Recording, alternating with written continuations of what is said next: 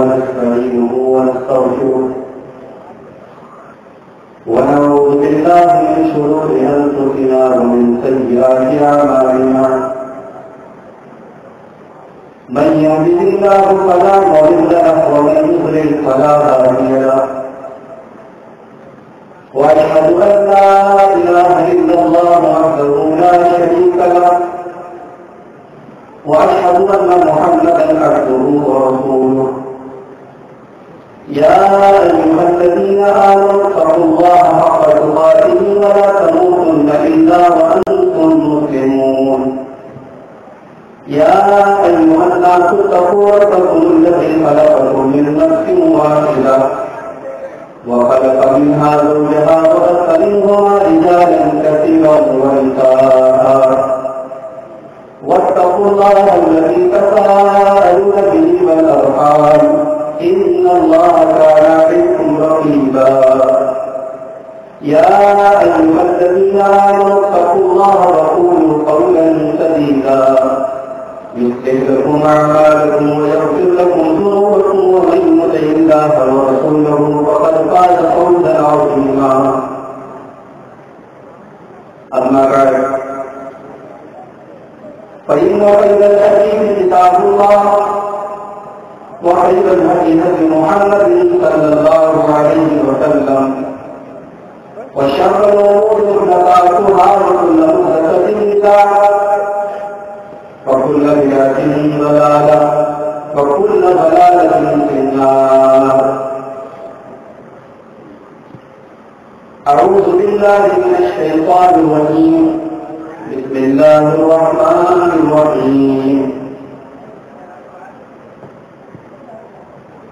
ولتكن منكم أمة يدعون إلى الخير ويأمرون بالمعروف وينهون عن المنكر وأولئك هم المفلحون. اس پیج کے اوپر موجود محترم علماء کرام، محترم بزرگوں، نوجوان ساتھیوں کا رشید ماوقع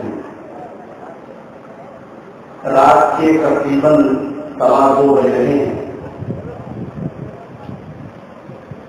اور میں سمجھتا ہوں کہ یہ وقت آپ کے آرام کا ہے، آپ کے سونے کا ہے، اور مدرسہ اسلامیہ سعیدیہ کے پروگرام کی جو روایت رہی ہے اس علاقے سے، اس میدان میں عام طور سے 2-2:30 بجے تک پروگرام ختم ہو جاتا ہے، لیکن آج یہ اتفاق ہے کہ میں آپ کے سامنے آخری پروگرام کے طور پر حاضر ہوں۔ بات شروع کرنے سے پہلے میں ایک مثال دینا چاہتا ہوں۔ موبائل ایک جنرل اور کامن چیز ہے۔ موبائل ایک موبائل میں تمام چیزیں موجود ہیں۔ سم کارڈ بھی لگا ہے، میموری کارڈ بھی لگا ہے، موبائل بالکل ٹھیک ٹھاک ہے، کوئی کمی نہیں ہے، کوئی خرابی نہیں ہے، کہیں اسکریچ نہیں ہے۔ بس اس موبائل کے اندر سے بیٹری کو نکال دیا گیا ہے۔ کیا وہ موبائل کسی کام کا ہے؟ کسی کام کا نہیں۔ اس موبائل کو تب تک ہم آپریٹ نہیں کر سکتے، چلا نہیں سکتے جب تک اس کے اندر بیٹری موجود نہ ہو۔ وہ بیٹری ہی اس موبائل کو پاور دے رہی ہے، ارجا دے رہی ہے۔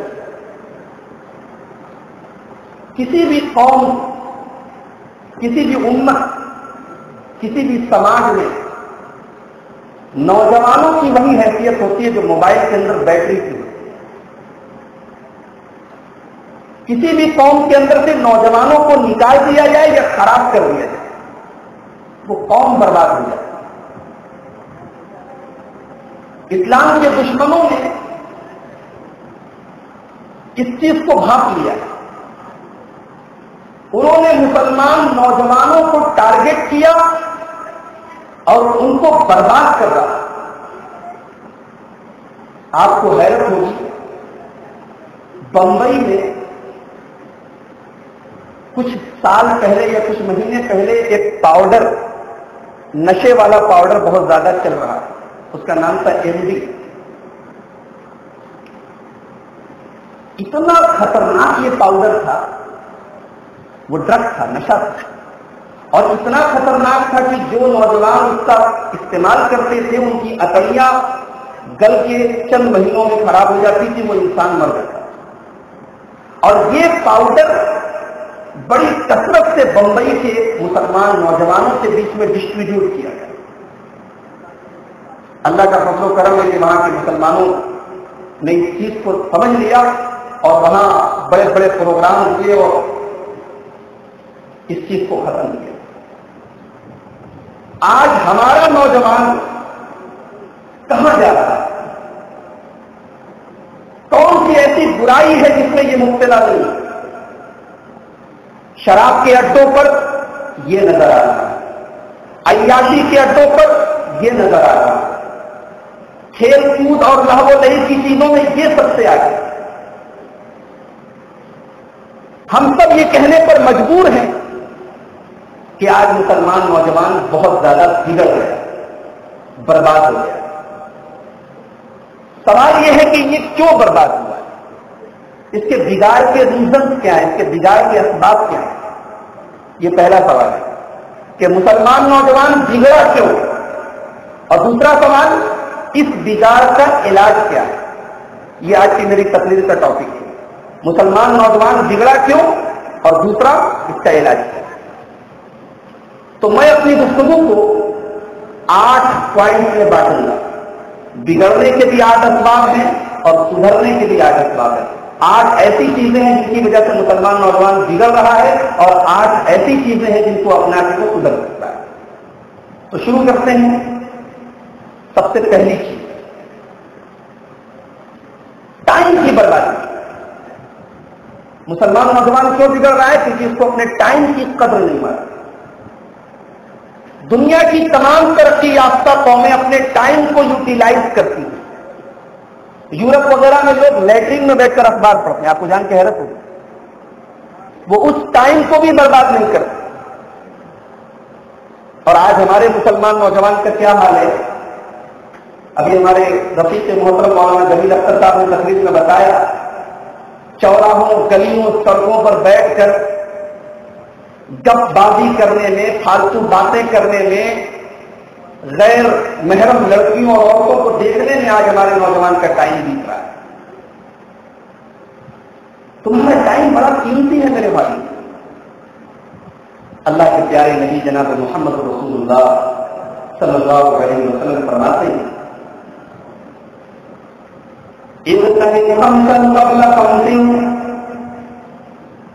پانچ چیزوں کو غنیمت جانو. یہ غنیمت جانو، اس جملے پر ذرا غور کیجیے. آپ لوگ ماشاءاللہ کاروباری لوگ ہیں، بنارس کا مزاج کاروباری مزاج ہے. کاروبار میں جب چلتا کا دور آتا ہے، جب کاروبار چلنے والا رہتا ہے تو لوگ کیا کرتے ہیں کہ مال زیادہ سے زیادہ تیار کراتے ہیں. اس کو غنیمت جانتے ہیں کہ پتہ نہیں آگے مندی آئے گی تو پھر پاور لوم بند کرنا پڑے گا، قرضے بند کرنی پڑے گی، کاروبار بیٹھ جائے گا. ابھی چلتا کا دور ہے، ابھی اس موقع کو غنیمت جانو. اللہ کے پیارے نبی فرما رہے ہیں، پانچ چیزوں کو غنیمت جانو. 5 چیزوں کے پہلے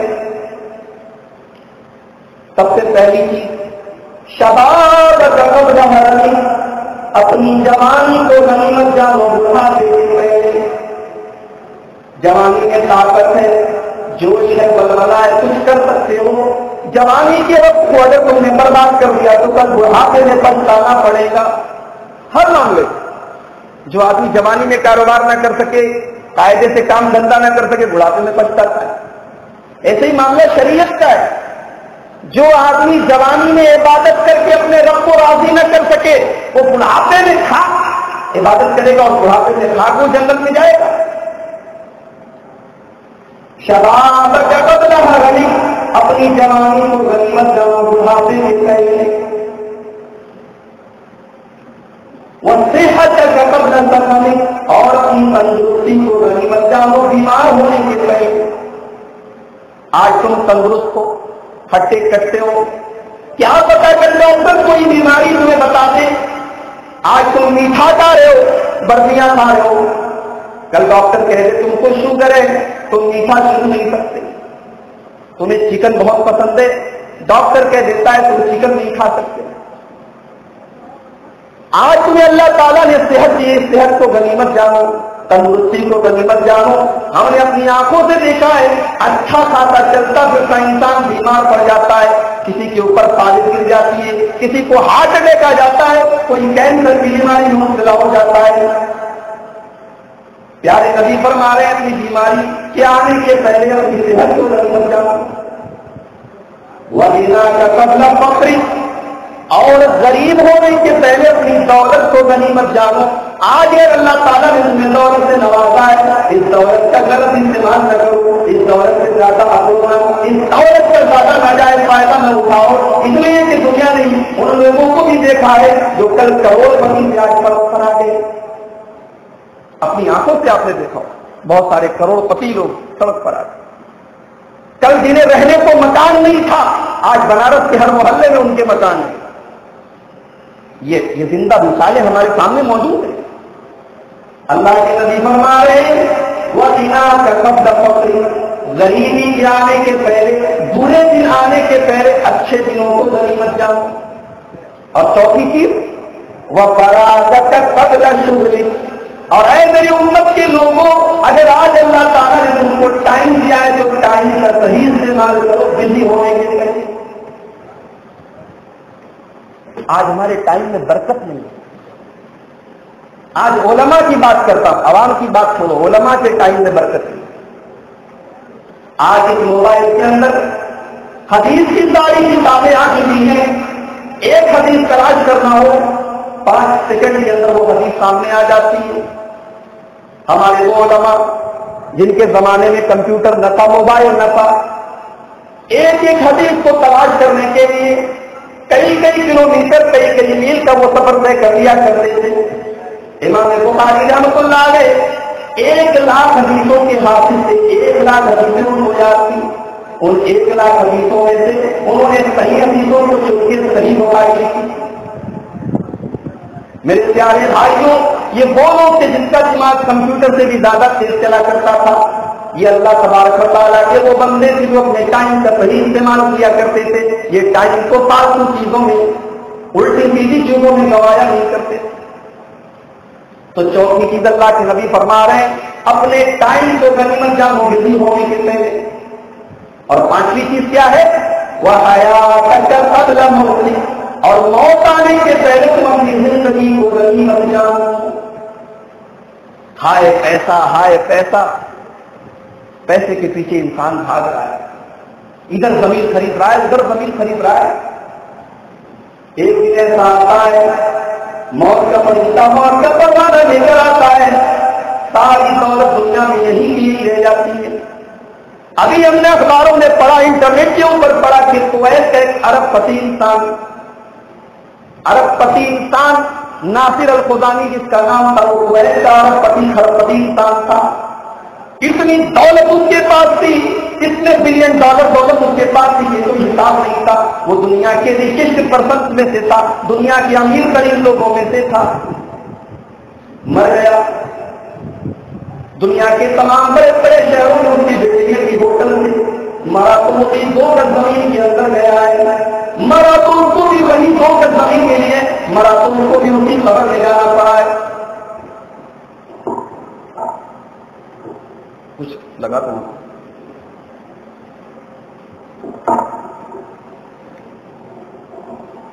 میرے پیارے بھائی، زندگی نے دنیا میں کسی کے ساتھ وفا نہ کی ہے۔ بڑے بڑے بادشاہ دنیا میں آئے جن کی بادشاہت کے ڈنکے بجے، بڑے بڑے بادشاہ دنیا میں آئے جنہوں نے اپنے آپ کو خدا کہا، لیکن موت تو ان کو بھی آئی۔ وَحَيَاتَكَ قَبْلَ مَوْتِكَ، موت کے آنے کے پہلے تو اپنی زندگی کو غنیمت جانو۔ ابھی کل یا پرسوں کا واقعہ ہے، 2 دن پہلے کا واقعہ ہے، ہمارے محلے کے کچھ بچوں کا ایکسیڈنٹ ہو گیا، علاقے کے لوگ بچوں کا ایکسیڈنٹ ہو گیا، چنار جا رہے تھے، بائک سے ریس کر رہے تھے، بہت تیز رفتار میں گاڑی چلا کے جا رہے تھے، ایکسیڈنٹ ہوا، آن بائی اسپاٹ میں کچھ بچے مر گئے۔ اپنی آنکھوں سے یہ منظر ہم دیکھتے ہیں، موسم سے ہماری عمر کچھ کے نہیں آتی۔ ایسا نہیں ہے کہ موت صرف 70 اور 80 سال بعد رکوا دیے، 20 سال کے جوان کو بھی موت آ جاتی ہے، 10 سال کا بچہ بھی موت کے چنگل میں پڑ جاتا ہے، مہینے بھر کا بچہ بھی مر جاتا ہے، ماں کے پیٹ سے مرا ہوا بچہ بھی کبھی کبھی پیدا ہوتا ہے۔ میرے پیارے بھائیوں، موت تو جب نہیں ہے وہ آ کر رہے، دنیا کی کوئی طاقت اس کو روک نہیں سکتی ہے، اور کوئی نہیں جانتا کہ اس کو موت کب آئے گی۔ وما تدری نفس بأي أرض تموت، کوئی نہیں جانتا کہ کب اور کہاں مرے گا۔ کیا پتا کل ہمارا بھی کہیں ایکسیڈنٹ ہو جائے، کل ہم اور آپ بھی کہیں دنیا کے کسی کونے میں مر جائیں، کہاں ہماری موت ہو جائے کوئی نہیں جانتا۔ میرے بھائیوں، ذرا نبی اکرم صلی اللہ علیہ وسلم کے لفظ کے اوپر غور کرو کہ اپنی زندگی کے ایک ایک لمحے کو قیمتی جانو، اپنی موت آنے سے۔ میرے نوجوان ساتھیوں، کہاں تم اپنی جوانی کو برباد کر رہے ہو؟ تم سے جوانی کے بارے میں حساب لیا جائے گا، جوانی کے بارے میں پوچھا جائے گا۔ ترمذی کی روایت ہے، صحیح روایت ہے، اللہ کے نبی فرماتے ہیں لا تزول قدم ابن آدم یوم القیامۃ من ربہ، قیامت کے دن کوئی انسان اپنی جگہ سے ہل نہیں سکتا، اپنی جگہ سے چل سے بد نہیں ہو سکتا، حتی یسأل خمس، جب تک وہ 5 سوالوں کا جواب نہ دے۔ نمبر 1، عن عمرہ فیما افنیٰ، میرے بندے میں نے تجھ کو 70 سال کی 60 سال کی عمر دی، تو نے اپنی عمر کو کہاں گزارا، تو نے اپنی زندگی کو کہاں گزارا، کیسے گزارا، حساب سے ساری زندگی کا حساب کیا جائے گا۔ دوسرا سوال کیا جائے گا وعن شبابہ فیما ابلیٰ، میرے بندے تیری زندگی میں 15 سال سے لے کر 40 سال کے بیچ کا جو پیریڈ آیا تھا، جو جوانی کا دور آیا تھا، جو زندگی میں کچھ کر گزرنے کا دور آیا تھا، تو نے اس دور کو کہاں گزارا؟ غور کیجیے، جب پہلا سوال پوری زندگی کے بارے میں کر لیا گیا تو اس میں جوانی بھی آ گئی، بچپن بھی آ گیا، بڑھاپا بھی آ گیا، لیکن دوسرا سوال الگ سے جوانی کے بارے میں کیا جا رہا ہے۔ میرے نوجوان ساتھیوں، اندازہ لگاؤ کہ جوانی کتنی اہم نعمت ہے۔ وعن شبابہ فیما ابلیٰ، میرے بندے تم نے اپنی جوانی کو کہاں گزارا، حساب سے۔ اب تیسرا سوال کیا ہوگا؟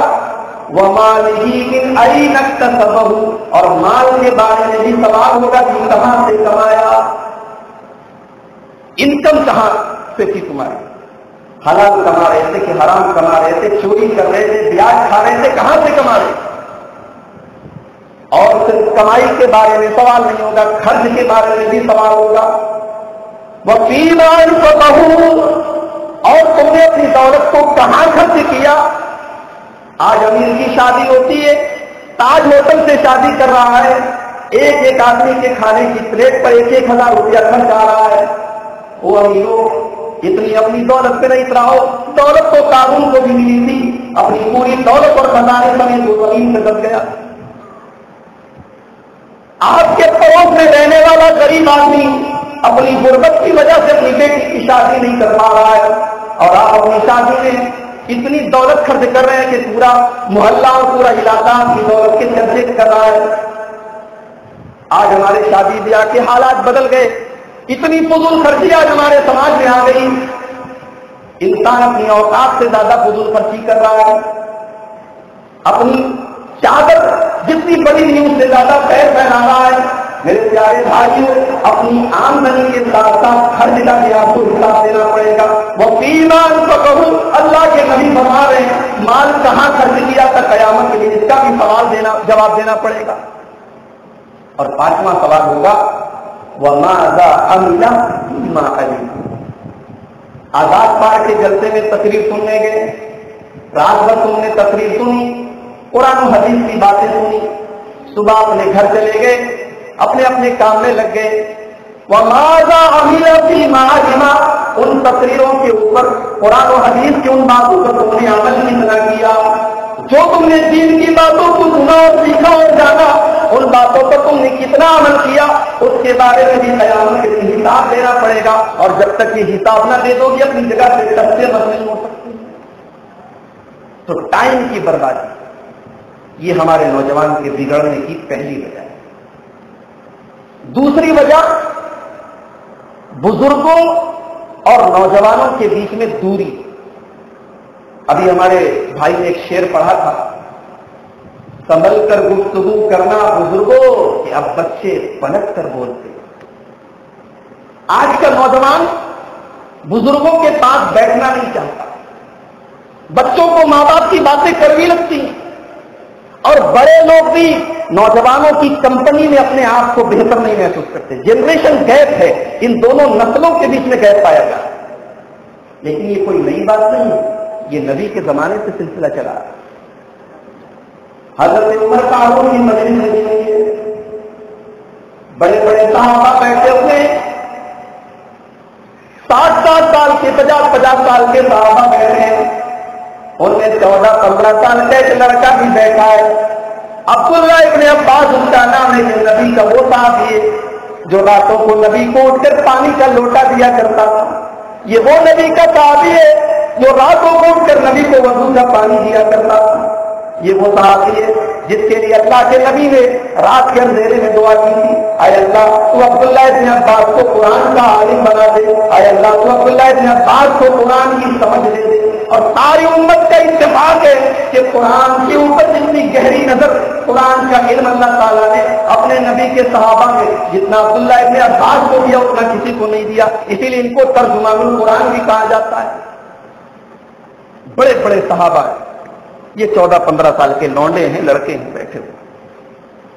सहाबा को बुरा लगता है, बड़े बड़ों के बीच में ये बच्चा कहां से आ गया।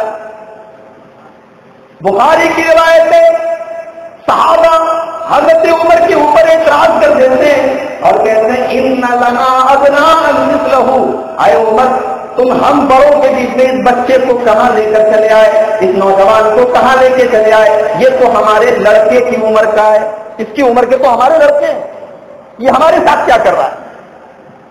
हजरत उमर जवाब देते हैं इन्नहु मिन हैसु तअल्लुम, ऐ लोगों बुरा न मानो, मैं मानता हूं ये तुम्हारी उम्र से कम है, ये छोटा है, ये तुम्हारे बच्चों के बराबर है, लेकिन इल्म के मामले में ये बड़ों से आगे, इसके इल्म की कदर करो। मैंने इसके इल्म की वजह से इसको तुम लोगों के साथ रखा है। फिर एक दिन ऐसा भी आया कि हजरत उमर ने अब्दुल्लाह इब्न अब्बास का टेस्ट ले लिया, उनका इम्तिहान ले लिया। उन्होंने सारे सहाबा से पूछा, अच्छा ये बताओ, कुरान में एक छोटी सी सूरह है इज़ा जाअ नसरुल्लाहि वल फत्ह, इस आयत के बारे में, इस सूरत के बारे में तुम लोग क्या जानते हो। कुछ सहाबा ने कहा भाई इसका मतलब क्लियर है, इज़ा जाअ नसरुल्लाहि वल फत्ह, जब अल्लाह की मदद और फतह आ जाए, फसब्बिह बिहम्दि रब्बिका वस्तगफिर, तो ऐ नबी आप अपने रब की तस्बीह बयान कीजिए। इसमें अल्लाह तबारक व तआला की मदद के आने की बात कही, इसमें कौन सी अनोखी बात। कुछ सहाबा ने कहा कि हमें इस आयत का मतलब मालूम नहीं। हजरत उमर अब्दुल्लाह इब्न अब्बास से सवाल करते हैं कि अब्दुल्ला तुम बताओ, तुम इस आयत का क्या मतलब समझते हो। अब्दुल्लाह इब्न अब्बास कहते हैं हुवा अजल रसूलिल्लाहि सल्लल्लाहु अलैहि वसल्लम। अब्दुल्लाह इब्न अब्बास कहते हैं कि जब ये आयत नाजिल हुई तो इस आयत में ये इशारा दे दिया गया, ये बता दिया गया कि अब अल्लाह के नबी के इंतकाल का टाइम आ चुका है, अब अल्लाह के नबी की वफात का टाइम आ चुका है, अब अल्लाह के नबी का मिशन पूरा हो चुका है, अब अल्लाह का दीन दुनिया में फैल चुका है, अब अल्लाह की मदद आ चुकी है, लिहाजा अब अल्लाह के नबी का बहुत जल्दी इंतकाल हो जाने वाला है। हजरत उमर बोले कि अब्दुल्लाह इब्न अब्बास इस आयत का जो मतलब तुम जानते हो यही मतलब मुझे भी मालूम है। तो ये जनरेशन गैप था बच्चों और बड़ों के बीच, ये बिगाड़ का सबब है। बच्चे बड़ों की बात सुनना नहीं चाहते और इसमें बड़ों की भी गलती है, बड़ों को समझाने का तरीका नहीं मालूम, बड़ों को अपने नौजवान बच्चों के जज्बात का एहतराम करना नहीं आता। चलिए बुखारी के हदीस देख लेते हैं, हमारे नबी का तरबियत का अंदाज क्या था। बुखारी की रिवायत है, हजरत मालिक ने हुए कहते हैं अतैना इला नबी सल्लल्लाहु अलैहि वसल्लम व नहनु शबबतुन मुतकारिबून, हम लोग नौजवान थे, 4-5 20-20 साल के 25-25 साल के नौजवान लड़के थे। हम लोग अल्लाह के नबी के पास आए, किस लिए आए, दीन सीखने के लिए आए। पता ये लगा कि नौजवान के अंदर दीन सीखने की तड़प भी होनी चाहिए। ये नौजवान लोग, ये नौजवान सहाबा اپنے اپنے قبیلے سے چل کر اللہ کے نبی کے پاس آئے ہیں تاکہ نبی سے نماز کا طریقہ سیکھ لے، تاکہ نبی سے دعائیں سیکھ لے، تاکہ نبی سے وضو کا طریقہ سیکھ لے، تاکہ نبی سے ایمان اور عقیدے کی باتیں سیکھ لے۔ تو کیسے ہم لوگ آئے؟ فَأَقَمْنَا عِنْدَهُ 20 لَيْلَةً، ہم لوگوں نے اللہ کے نبی کے پاس 20 دن گزارا۔ 20 دن تک ہم لوگ اللہ کے نبی کے پاس رہے۔ اب یہ مت بھولیے کہ وہ زمانہ موبائل کا نہیں تھا، کمیونیکیشن جتنا مضبوط آج ہے اتنا مضبوط تب نہیں تھا۔ یہ 20 لوگ آئے ہیں، اس میں سے کوئی کنوارا ہے، کوئی شادی شدہ ہے، کوئی بال بچوں والا ہے، گھر بار چھوڑ کے آئے ہیں، کوئی خط چٹھی اتنا جلدی پہنچ نہیں سکتی، کوئی ایسا بات کرنے کا ذریعہ نہیں۔ جب 20 دن ہو گیا تو حضرت مالک کہتے ہیں فَلَمَّا ظَنَّ أَنَّا قَدِ اشْتَهَيْنَا أَهْلَنَا، اللہ کے نبی کو محسوس ہو گیا کہ اب ہمیں اپنے بال بچوں کی یاد آ رہی۔ کیا نبی کا انداز، چہرہ پڑھنا جانتے تھے میرے پیارے۔ یہ نوجوان صحابہ اپنے بال بچوں سے دور پیارے نبی کی خدمت میں دین سیکھنے کے لیے آئے ہیں، اور راوی کہتے ہیں وَكَانَ رَحِيمًا رَفِيقًا، اللہ کے نبی بڑے رحم دل تھے، بڑے مخلص تھے، لوگوں کا دل پڑھ لیتے تھے۔ نبی سمجھ گئے کہ اب ہمیں اپنے بال بچوں کی یاد آ رہی۔ اللہ کے نبی نے ہم سے سوال کیا، ہم سب کا انٹرویو لیا، کس کے کتنے بچے ہیں، کس کی بیوی ہے کہ نہیں ہے، شادی ہو چکی ہے کہ نہیں، سب کا انٹرویو لیا۔ اور انٹرویو لینے کے بعد، پوچھنے کے بعد اللہ کے نبی نے فرمایا ارجعوا الی اہلیکم، اب آپ لوگ اپنے اپنے گاؤں واپس چلے جائیں۔ پتہ یہ چلا کہ دین کے نام پر بھی بہت لمبے پیریڈ پر تک گھر سے باہر رہنا شریعت میں صحیح نہیں۔ بال بچوں کا حق مار کے، بال بچوں سے لاپرواہی برت کے دین کا کام کرنے کی بھی شریعت میں اجازت نہیں۔ ان کا حق ادا کرنا بھی اسلام اور شریعت کا ایک اہم تقاضا ہے، اس کو پورا کرنا ہے، وہ آپ کی ذمہ داری۔ ان صحابہ کو ابھی 20 دن گزرے، پیارے نبی نے کہا جائیے آپ لوگ اپنے اپنے گھر جائیے، ارجعوا الی اہلیکم، جائیے اپنے گھر جائیے، وعلموہم، اور آپ لوگوں نے میرے پاس جو دین کی باتیں سیکھی ہیں جا کے اپنے گھر والوں کو سکھائیے۔ اس سے ایک مسئلہ یہ معلوم ہوا کہ آپ لوگ تقریر سننے آئے تو اپنی گھر والیوں کو بھی سنائیں، اپنی عورتوں کو بھی سنائیں، اپنے بچوں کو بھی بتائیں۔ اگر آپ ان کو لے کے نہیں آتے تو سی ڈی کے ذریعے، موبائل کے ذریعے، آڈیو کیسٹ کے ذریعے ان تک پہنچائیں۔ نبی نے کیا فرمایا؟ آپ لوگ جائیے اور ان کو بتائیے۔ اور اس کے بعد نبی نے بڑا پیارا جملہ استعمال کیا، فرمایا وَصَلُّوا كَمَا رَأَيْتُمُونِي أُصَلِّي، اور دیکھو تم لوگ 20 دن تک میرے پاس رہے، نماز پڑھتے ہوئے مجھے دیکھا کرتے تھے، جیسے مجھے نماز پڑھتے دیکھا ویسے ہی جا کر نماز پڑھنا۔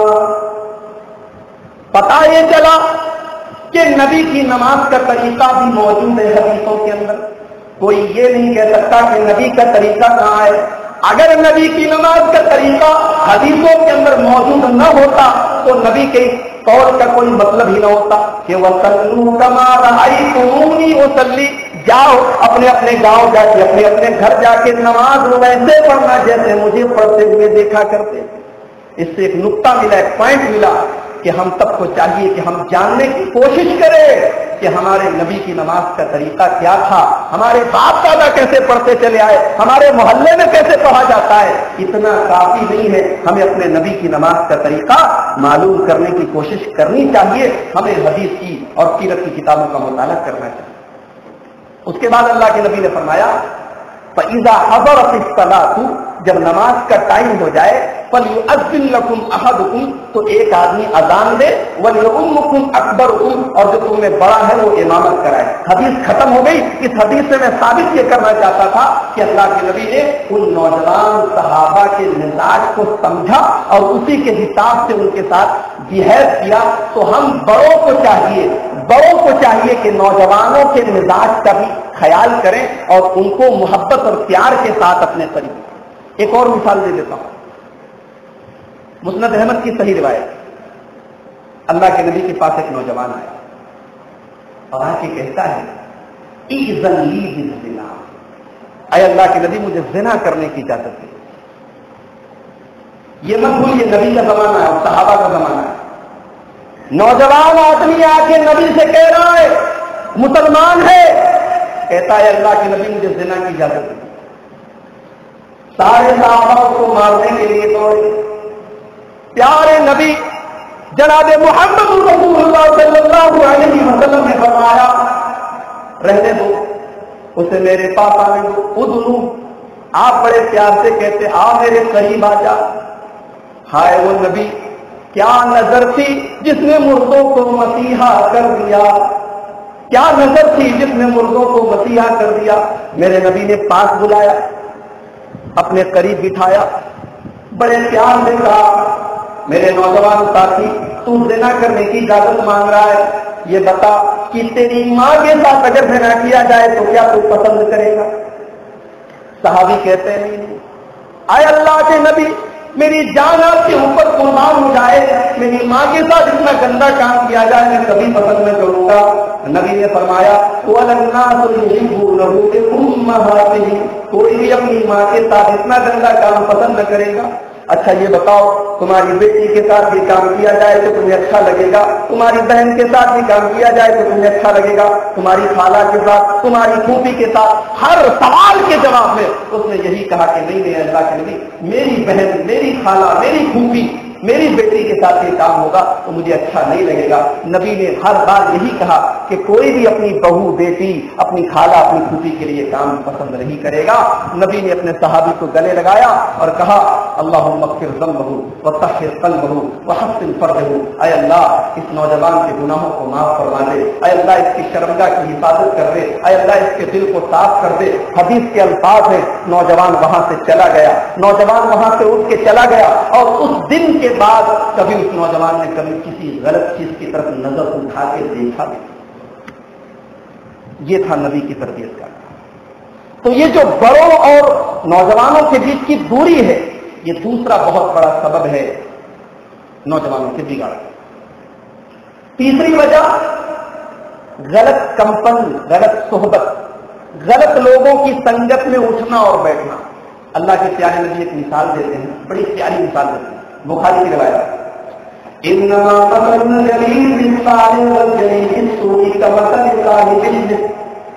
اچھے ساتھی کی مثال اور برے ساتھی کی مثال ایسی ہے جیسے کوئی آدمی عطر بیچنے والے کے ساتھ, پرفیوم بیچنے والے کے ساتھ, خوشبو بیچنے والے کے پاس جا کر بیٹھے. خوشبو بیچنے والے کے پاس جا کر تم بیٹھو گے تو یا تو تم اس سے خوشبو خریدو گے, عطر خریدو گے, یا کم سے کم تمہارے کپڑے سے بھی مہک آئے گی. اور اگر تم کسی لوہار بھٹے میں کام کرنے والے لوہار کے پاس جاؤ گے تو یا تو تمہارا کپڑا جل جائے گا, اس کی بھٹی میں سے نکلنے والی چنگاریاں تمہارے بدن میں پڑ جائیں گی, یا تمہارے کپڑے خراب ہو جائیں گے. پتا یہ چلا کہ جیسے خوشبو بیچنے والے کے ساتھ بیٹھنے سے خوشبو کا فائدہ ہمیں ملتا ہے, جیسے لوہار کے پاس بیٹھنے سے اس کا نقصان ہمیں پہنچتا ہے, ایسے ہی برے دوستوں کی صحبت میں بیٹھنے سے آپ ہی برے ہو سکتے ہیں.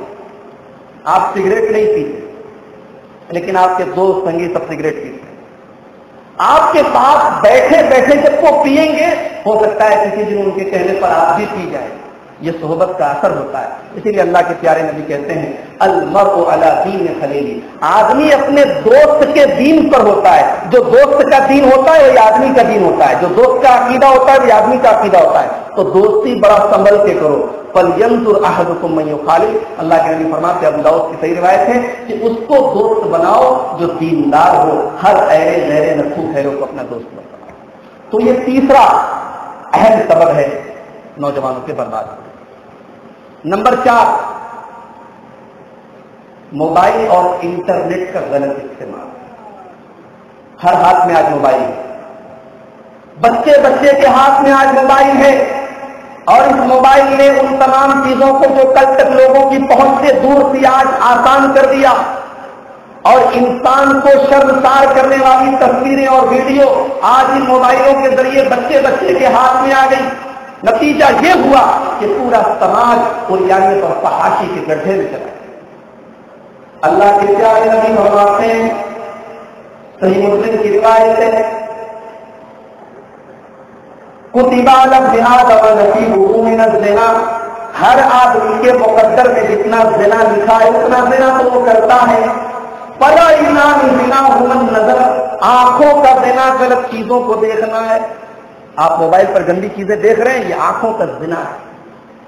واللسان زنا الکلام، اور زبان کا زنا گندی چیزوں کو منہ سے نکالنا ہے.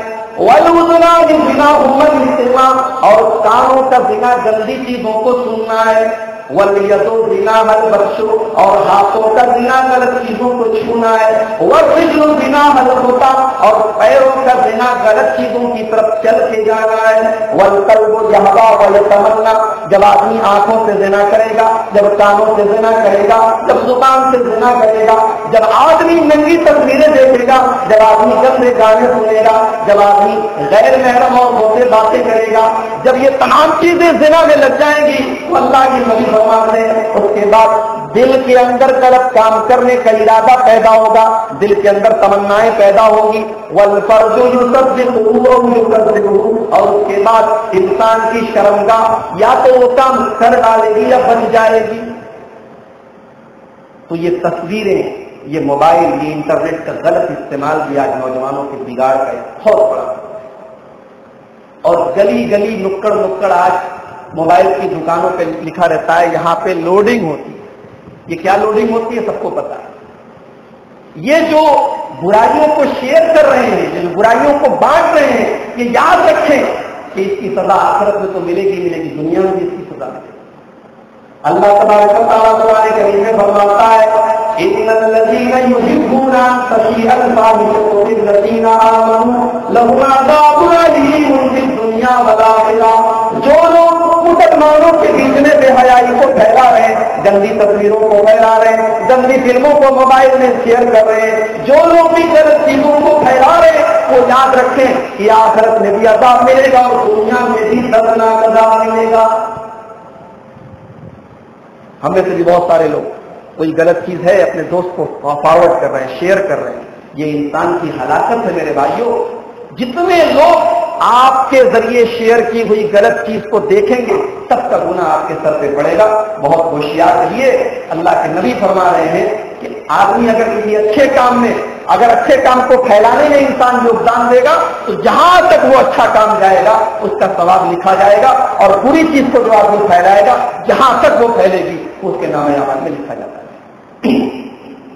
یہ ہو گئی چوتھی چیز. نمبر 5، نوجوانوں کے بگاڑ کے پیچھے پانچویں ریزن، پانچواں سبب کیا ہے؟ مرد اور عورت کا اختلاط، مکس کلچر.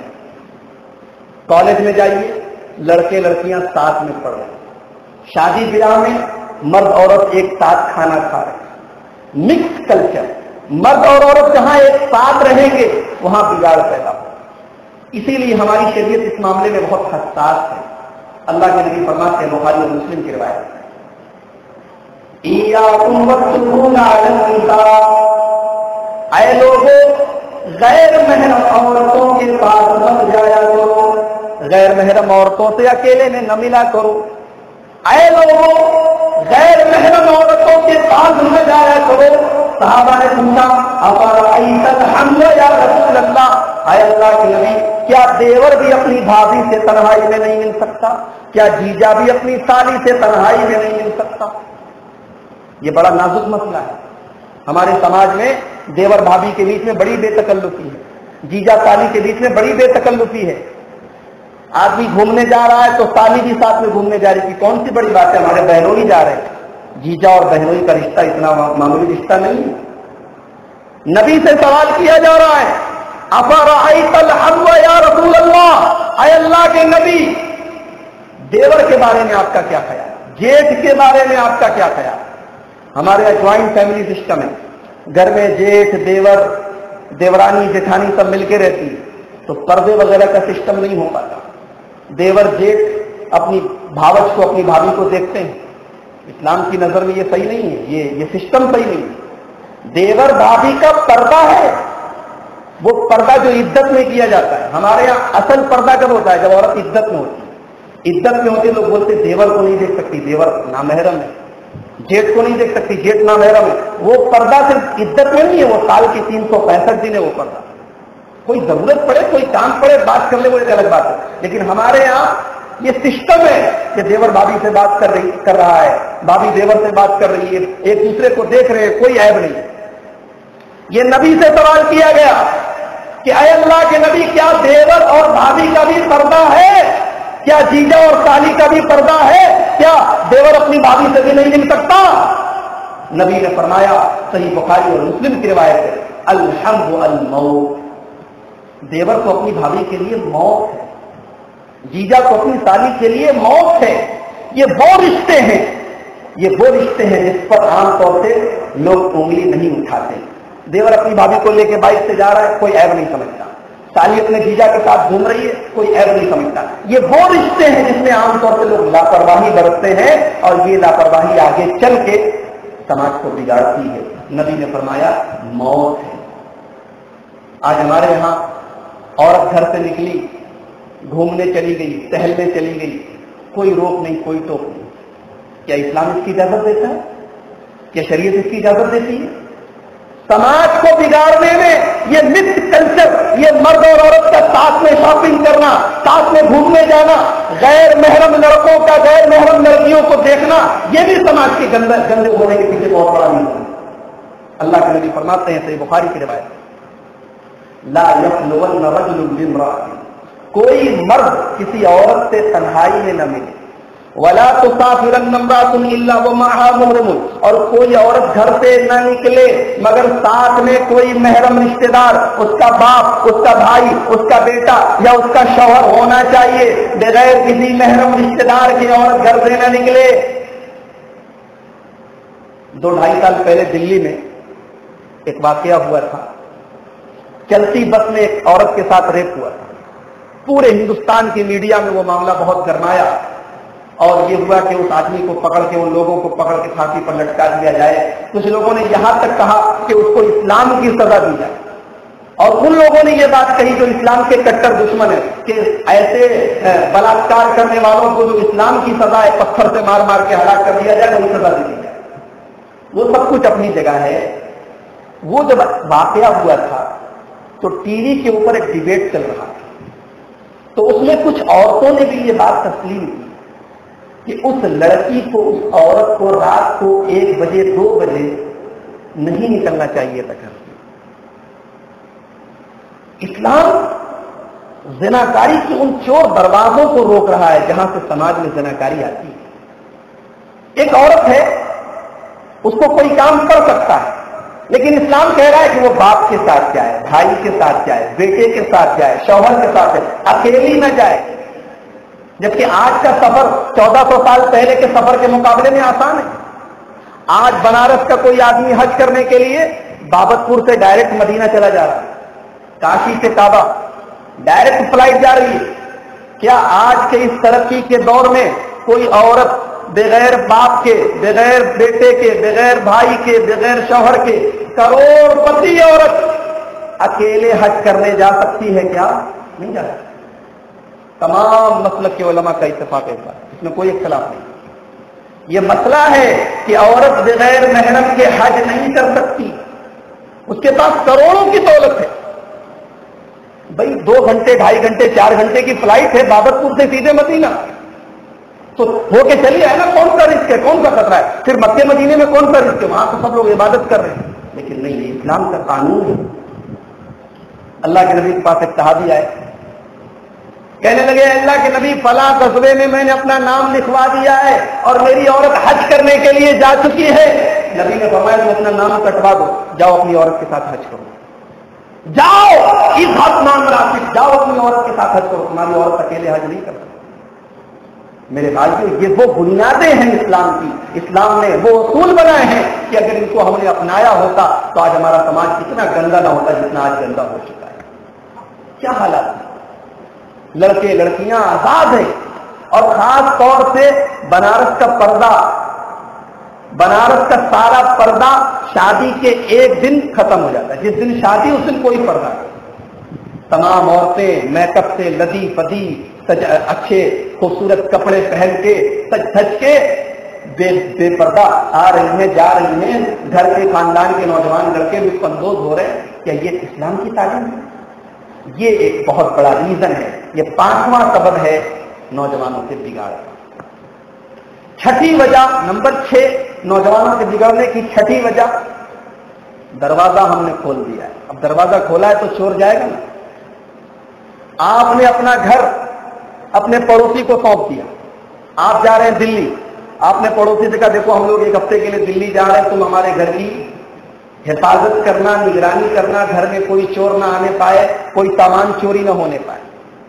ایک ہفتے کے بعد جب آپ دلی سے واپس آئے تو آپ کی تجوری خالی، آپ کی بائک چوری، آپ کی ٹلو مشین چوری، آپ کے پاور لوم کی مشین اور موٹر چوری، بہت سارے سامان آپ کی چوری ہو گئے. تو آپ پہلے چور کو تلاشیں گے کہ پہلے اپنے پڑوسی کا گریبان پکڑیں کہ میں نے تجھ کو ذمہ داری دی تھی، تو کیا کر رہا ہے. یہ ذمہ داری کی اولاد ہماری ہے. ہماری اولاد اگر غلط قدم اٹھا رہی ہے، غلط سمت میں جا رہی ہے، غلط دشا میں جا رہی ہے، تو ہم یہ یاد رکھیں کہ اس کی ذمہ داری ہماری ہے. اور یہ میں نہیں کہہ رہا ہوں، یہ اللہ کے نبی کہہ رہے ہیں. کلکم راع وکلکم مسئول عن رعیتہ. اے لوگوں تم میں سے ہر آدمی ذمہ دار ہے اور اس کی ذمہ داری کے بارے میں کل قیامت کے دن حساب دینا پڑے گا.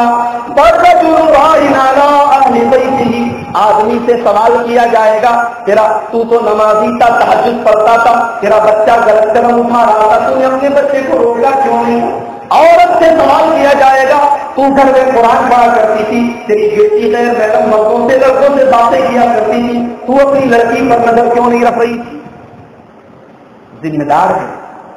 اسی لیے اللہ کے نبی ایک حدیث میں کہتے ہیں کل مولود یولد علی الفطرہ. ہر بچہ فطرت پر پیدا ہوتا ہے، مسلمان پیدا ہوتا ہے. ایک ہندو کے گھر میں بھی جو بچہ پیدا ہو رہا ہے، ایک عیسائی کے گھر میں بھی جو بچہ پیدا ہو رہا ہے، وہ توحید پر پیدا ہو رہا ہے، اسلام پر پیدا ہو رہا ہے. فَأَبَوَاهُ يُهَوِّدَانِهِ. اس کے ماں باپ اس کو یہودی بناتے ہیں، اس کے ماں باپ اس کو عیسائی بناتے ہیں، اس کے ماں باپ اس کو ہندو بناتے ہیں. اس کے ماں باپ جس سانچے میں ڈھال دیتے ہیں بچہ ویسا ہو جاتا ہے.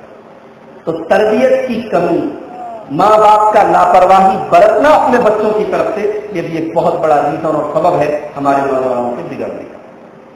نمبر 7، 7ویں وجہ نکاح میں دیری.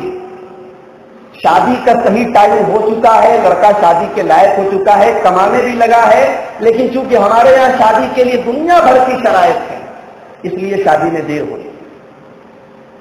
آپ غور کریں کہ سماج میں حالات یہ ہو چکے ہیں کہ جوان لڑکے کی یا لڑکی کی شادی کرنا یہ انتہائی مشکل کام ہے، لیکن زنا کاری کرنا انتہائی آسان کام ہے. آج بنارس جیسے شہر میں نہ جانے کتنے ہوٹل ایسے چل رہے ہیں، حکومت جانتی ہے، پولیس والے جانتے ہیں، ایڈمنسٹریشن کو پتا ہے، جہاں باقاعدہ ریکٹ چل رہے ہیں، غلط کام ہو رہے ہیں، جسم فروشی ہو رہی ہے، لیکن کوئی روکنے والا نہیں ہے. بڑی آسانی کے ساتھ یہ دھندا چل رہا ہے. اور اس کے مقابلے میں اسلام نے انسان کی شہوت کو، انسان کی جنسی خواہش کو پورا کرنے کا جو جائز طریقہ بنایا ہے شادی اور نکاح کا، آج ہم نے اپنے رسم و رواج کی بھیٹ اس کو ایسا چڑھا دیا ہے کہ انتہائی مشکل کام ہے. اسی لیے اللہ کے پیارے نبی فرماتے ہیں اذا كتب اليكم ممن ترضون دينه فخلقوه فزوجوه. اے لوگوں، اگر کسی دیندار گھرانے کا رشتہ آ جائے، کسی اچھے گھرانے کے لڑکا یا لڑکی کا تمہارے گھر میں رشتہ آ جائے، فزوجوه تو فوراً نکاح کر دو، فوراً شادی کر دو، فوراً شادی کر دو. الا تفعلوا، اگر تم فوراً شادی نہیں کرو گے تو زمین میں فتنہ پھیل جائے گا، فساد پھیل جائے گا. فساد پھیل گیا، فساد پھیل گیا. آج ہمارے گھروں کی لڑکیاں بھاگ رہی ہیں. مئو جیسا شہر، بنارس سے زیادہ سخت پردہ مانا جاتا تھا مئو کا. ابھی مئو میں 2-3 مہینے پہلے میں گیا، مئو کے حالات آپ کو بتا رہا ہوں کہ مئو میں لڑکے لڑکیاں بھاگ کے تھانے پر شادی کر رہے ہیں. حالات ہو گئے.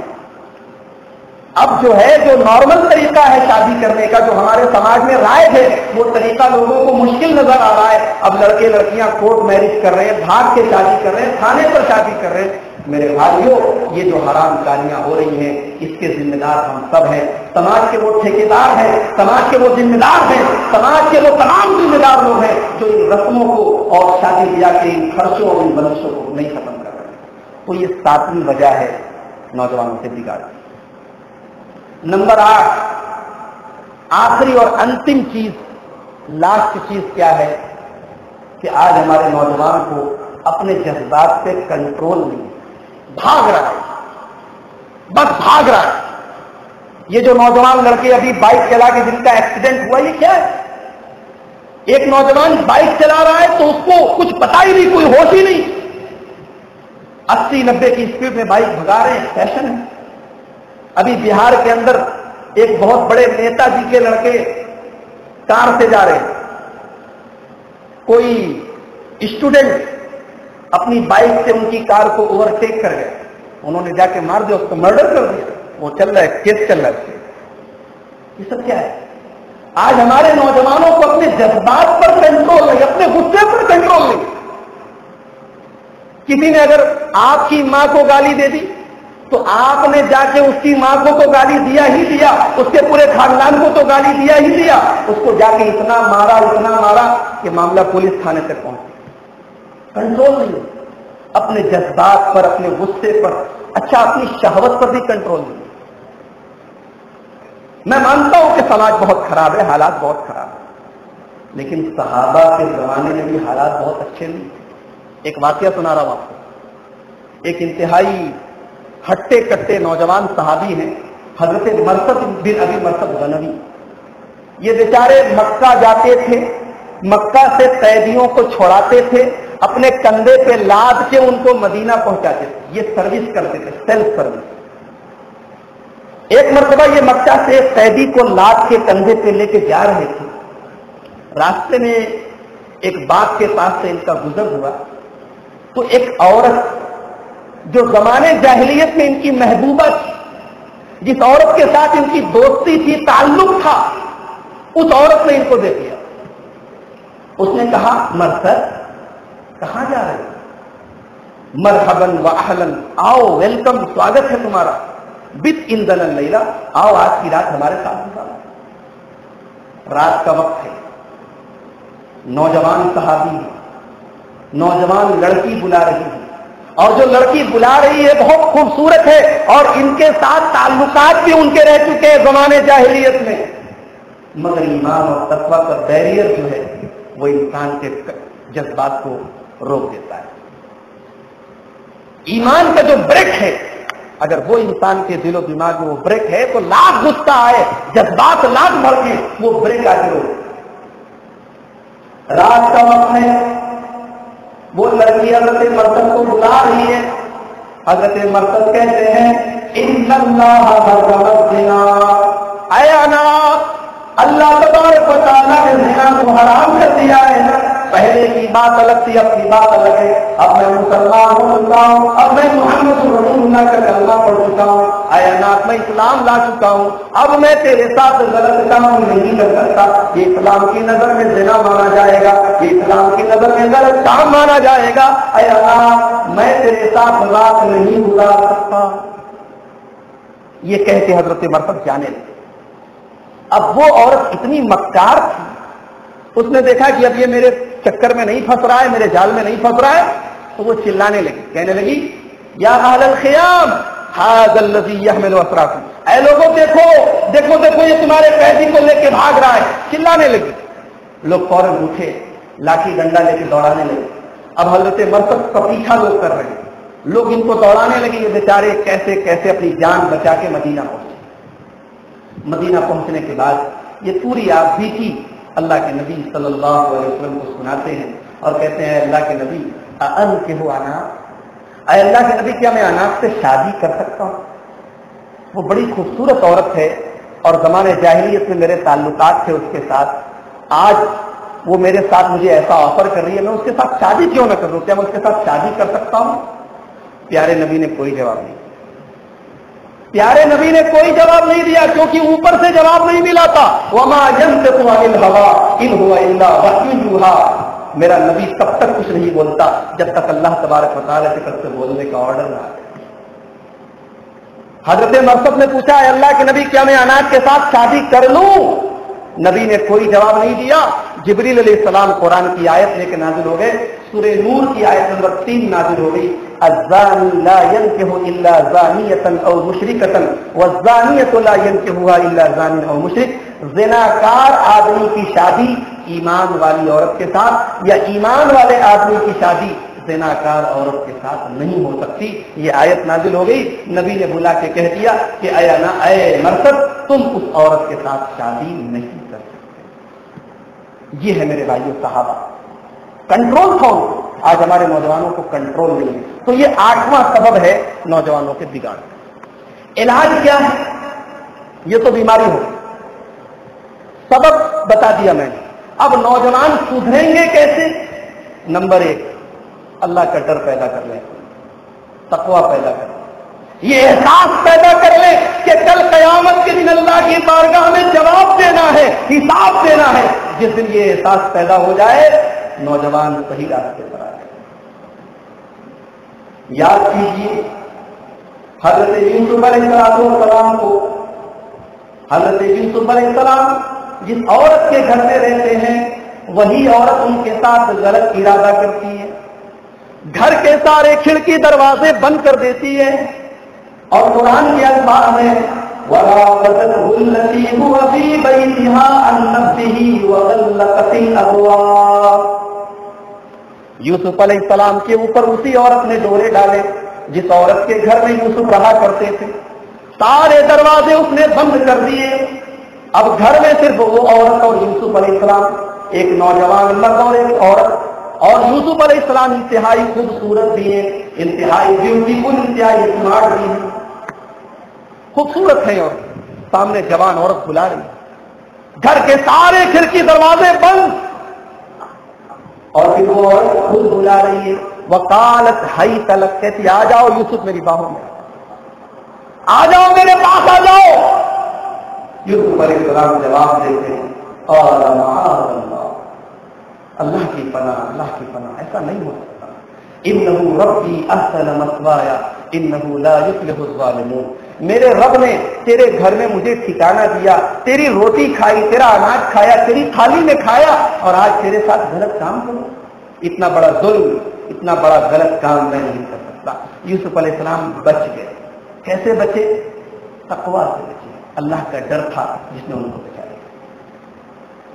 عمر فاروق رضی اللہ تعالیٰ عنہ رات کی تاریکی میں نکلے ہیں، ایک عورت کی آواز آتی ہے، بوڑھی عورت اپنی بچی سے کہہ رہی ہے بیٹی اٹھ دودھ میں پانی ملا دے۔ لڑکی کہتی ہے امی جان کیا آپ نے سنا نہیں، امیر المومنین کا آرڈر آ چکا ہے، عمر فاروق کا حکم آ چکا ہے کہ دودھ میں پانی ملانا کرائم ہے، دودھ میں پانی ملانا جرم ہے، پکڑے جائیں گے تو سزا ہوگی۔ ماں کہتی ہے بیٹی رات کے 2 بج رہے ہیں، عمر فاروق اپنے گھر میں آرام کر رہا ہوگا، یہاں کون سا عمر ہے تو پھٹاک سے دودھ میں پانی ملا دے۔ بیٹی کہتی ہے ماں عمر فاروق نہ صحیح، عمر کا رب تو دیکھ رہا ہے، عمر کا رب تو دیکھ رہا ہے، اللہ تو دیکھ رہا ہے۔ کل قیامت کے دن جب اللہ سوال کرے گا کہ تم دودھ میں پانی ملا کے اس کو پیور کہہ کے بیچا کرتے تھے، میرے بندے اتنا بڑا گھوٹالہ تم کرتے تھے، ہم کیا جواب دیں گے امی جان؟ ماں خاموش ہو گئی۔ عمر فاروق رضی اللہ تعالیٰ عنہ اس لڑکی کے تقویٰ سے بڑے خوش ہوئے، بڑے متاثر ہوئے، اور اپنے بیٹے عاصم کی شادی اس لڑکی کے ساتھ کر دی۔ وہ تقویٰ تھا میرے بھائی، صحابہ کے یہاں تقویٰ تھا، وہ تقویٰ اور ڈر اللہ کا آج ہمارے دلوں سے نکل چکا ہے، اور اسی کا نتیجہ ہے کہ آج ہمارا سماج بگڑ رہا ہے۔ تو یہ پہلی چیز ہے تقویٰ، اگر ہم اپنے اندر پیدا کریں۔ حضرت عبداللہ ابن عمر راستے سے جا رہے ہیں، ایک بکری کا چرواہا اپنی بکریوں کو چراتے ہوئے جا رہا ہے۔ حضرت عبداللہ ابن عمر کہتے ہیں ایک بکری مجھے دے دو، ایک بکری اپنی مجھے دے دو۔ وہ کہتا ہے کہ میں چرواہا ہوں، میں مالک نہیں ہوں، ان بکریوں کا مالک نہیں ہوں، میں بس چرا رہا ہوں۔ حضرت عمر بولے ایک بکری مجھے دے دو، پیسہ لے لو، تمہارا مالک پوچھے گا تو کہہ دینا بھیڑیا کھا گیا۔ وہ چرواہا جو دیہات کا رہنے والا ایک معمولی مسلمان تھا، اس کے دل میں اللہ کا اتنا بہت ڈر اور تقویٰ تھا، وہ حضرت عبداللہ ابن عمر سے کہتا ہے کہ اے عبداللہ ابن عمر، آج میں آپ اپنے مالک سے جھوٹ بول کر آپ کو ایک بکری دے دوں گا، کل قیامت کے دن اللہ تبارک و تعالیٰ کی بارگاہ میں کیا جواب؟ کل اللہ پوچھے گا کہ تو نے اپنے مالک کے ساتھ بے ایمانی کی، خیانت کی، میں کیا جواب دوں گا؟ حضرت عبداللہ ابن عمر کی آنکھوں سے آنسو آ گئے. انہوں نے اس کے مالک کو بلایا اور کہا کہ غلام کی جو بھی قیمت ہے تو لے لے، اور اس کو آزاد کر دیا. اور غلام سے کہا کہ تیرے اس جملے میں کہ این اللہ، اللہ کو کیا جواب دوں گا؟ تیرے اس جملے میں آج دنیا میں تجھے غلامی سے بچا لیا، کل آخرت میں بھی تیرا یہی جملہ تجھے غلامی سے بچا لے گا. میرے بھائیوں، یہ ڈر تھا، یہ اللہ کا تقویٰ تھا، یہ صحابہ کرام کے اندر یہ چیز تھی. یہ چیز آج اگر ہمارے اندر پیدا ہو جائے تو سماج کے اندر جو نوجوانوں کے اندر جو بگاڑ ہے یہ دور ہو سکتا ہے. دوسری چیز، ذمہ داری ادا کرے.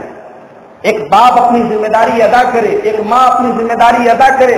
لڑکے، اسلام کہتا ہے کہ بچپن سے ہی بچوں کی صحیح تربیت کرو. 7 سال کا بچہ ہو جائے نماز کی تعلیم دو، 10 سال کا ہو جائے نہ پڑھے تو مارو. 10 سال کے بچے کو نماز نہ پڑھنے پر ماریں گے تو 18 سال کا ہو جائے گا تو مارنے کی یا کہنے کی نوبت نہیں پڑے گی. آپ کے بغیر کہے وہ اذان کی آواز ان کے مزے کی طرف چلا جائے گا. تو یہ جو اسلام نے تربیت کا طریقہ بتایا ہے، عربی کا ایک شاعر کہتا ہے لیس الیتیم الذی انتہا ابواہ من حمد الدنیا فخلفہ ذلیلا. یتیم وہ نہیں ہے جس کے ماں باپ اسے دنیا سے چھوڑ کے چلے گئے. یتیم وہ نہیں ہے جس کے ماں باپ مر گئے ہوں. ان الیتیم هو الذی تلقى له امن تخلت او ابا مشغولا. ارے یتیم تو وہ ہے کہ بچہ گھر میں ہے لیکن ماں کے پاس ٹائم نہیں ہے کہ بچے کی تربیت کر سکے، باپ کے پاس وقت نہیں ہے کہ بچے کی تربیت کر سکے. آج ہمارے بنارس کا جو ماحول ہے بچوں کی تربیت کے معاملے میں ہم سب بہت پیچھے ہیں میرے بھائی. بچوں کی تعلیم کے معاملے میں، بچوں کی تربیت کی ہمیں کوئی فکر نہیں ہے. ہمارا بچہ کہاں جا رہا ہے، کس سے مل رہا ہے، اور بچہ جب جوان ہو گیا کمانے لگا تو ہمیں بس ایک چیز کا اطمینان ہونا چاہیے کہ بچہ کما رہا ہے، پاور لوم چلا رہا ہے، مارکیٹ جا رہا ہے، ہمارا مال بیچ رہا ہے، ہمیں پیسہ لا کے دے رہا ہے، ہمیں پیسہ لانے میں کوئی ہیر پھیر نہیں کر رہا ہے. بس اتنا اطمینان ہو جانا چاہیے. اس کے بعد وہ کیا کرتا ہے، کیا کھاتا ہے، کیا پیتا ہے، کس سے ملتا ہے، ہمیں کوئی مطلب نہیں. یہ میرے بھائیوں، یہ اسلام کا اصول نہیں ہے. یہ ایک مسلمان باپ کی پہچان نہیں ہے، یہ ایک مسلمان ماں کی پہچان نہیں ہے. ام سلیم کو دیکھیے، میری پیاری مائیں اور بہنیں غور کریں. ام سلیم کو دیکھیے، یہ حضرت انس کی ماں ہے. حضرت انس کی عمر ابھی 2 سال ہے. 2 سال کے بچے ہیں حضرت انس. ابھی اماں اماں کہنا شروع کیا، ابھی ابو ابو کہنا شروع کیا. حضرت انس کی ماں ام سلیم اپنے بچے کو کلمہ سکھاتی ہے، لا الہ الا اللہ سکھاتی ہے. باپ کافر ہے، حضرت انس کا باپ کافر ہے. باپ آتا ہے کہتا ہے ام سلیم میرے بچے کو بگاڑ رہی ہو، میرے بچے کو محمد کا کلمہ پڑھا رہی ہو. ماں کہتی ہے میں بگاڑ رہی ہوں، میں بنا رہی ہوں، میں تو اسے کلمہ پڑھا رہی ہوں. کہاں گئی وہ مائیں جو اپنے بچوں کو کلمہ سکھاتی ہیں؟ کہاں گئی وہ مائیں؟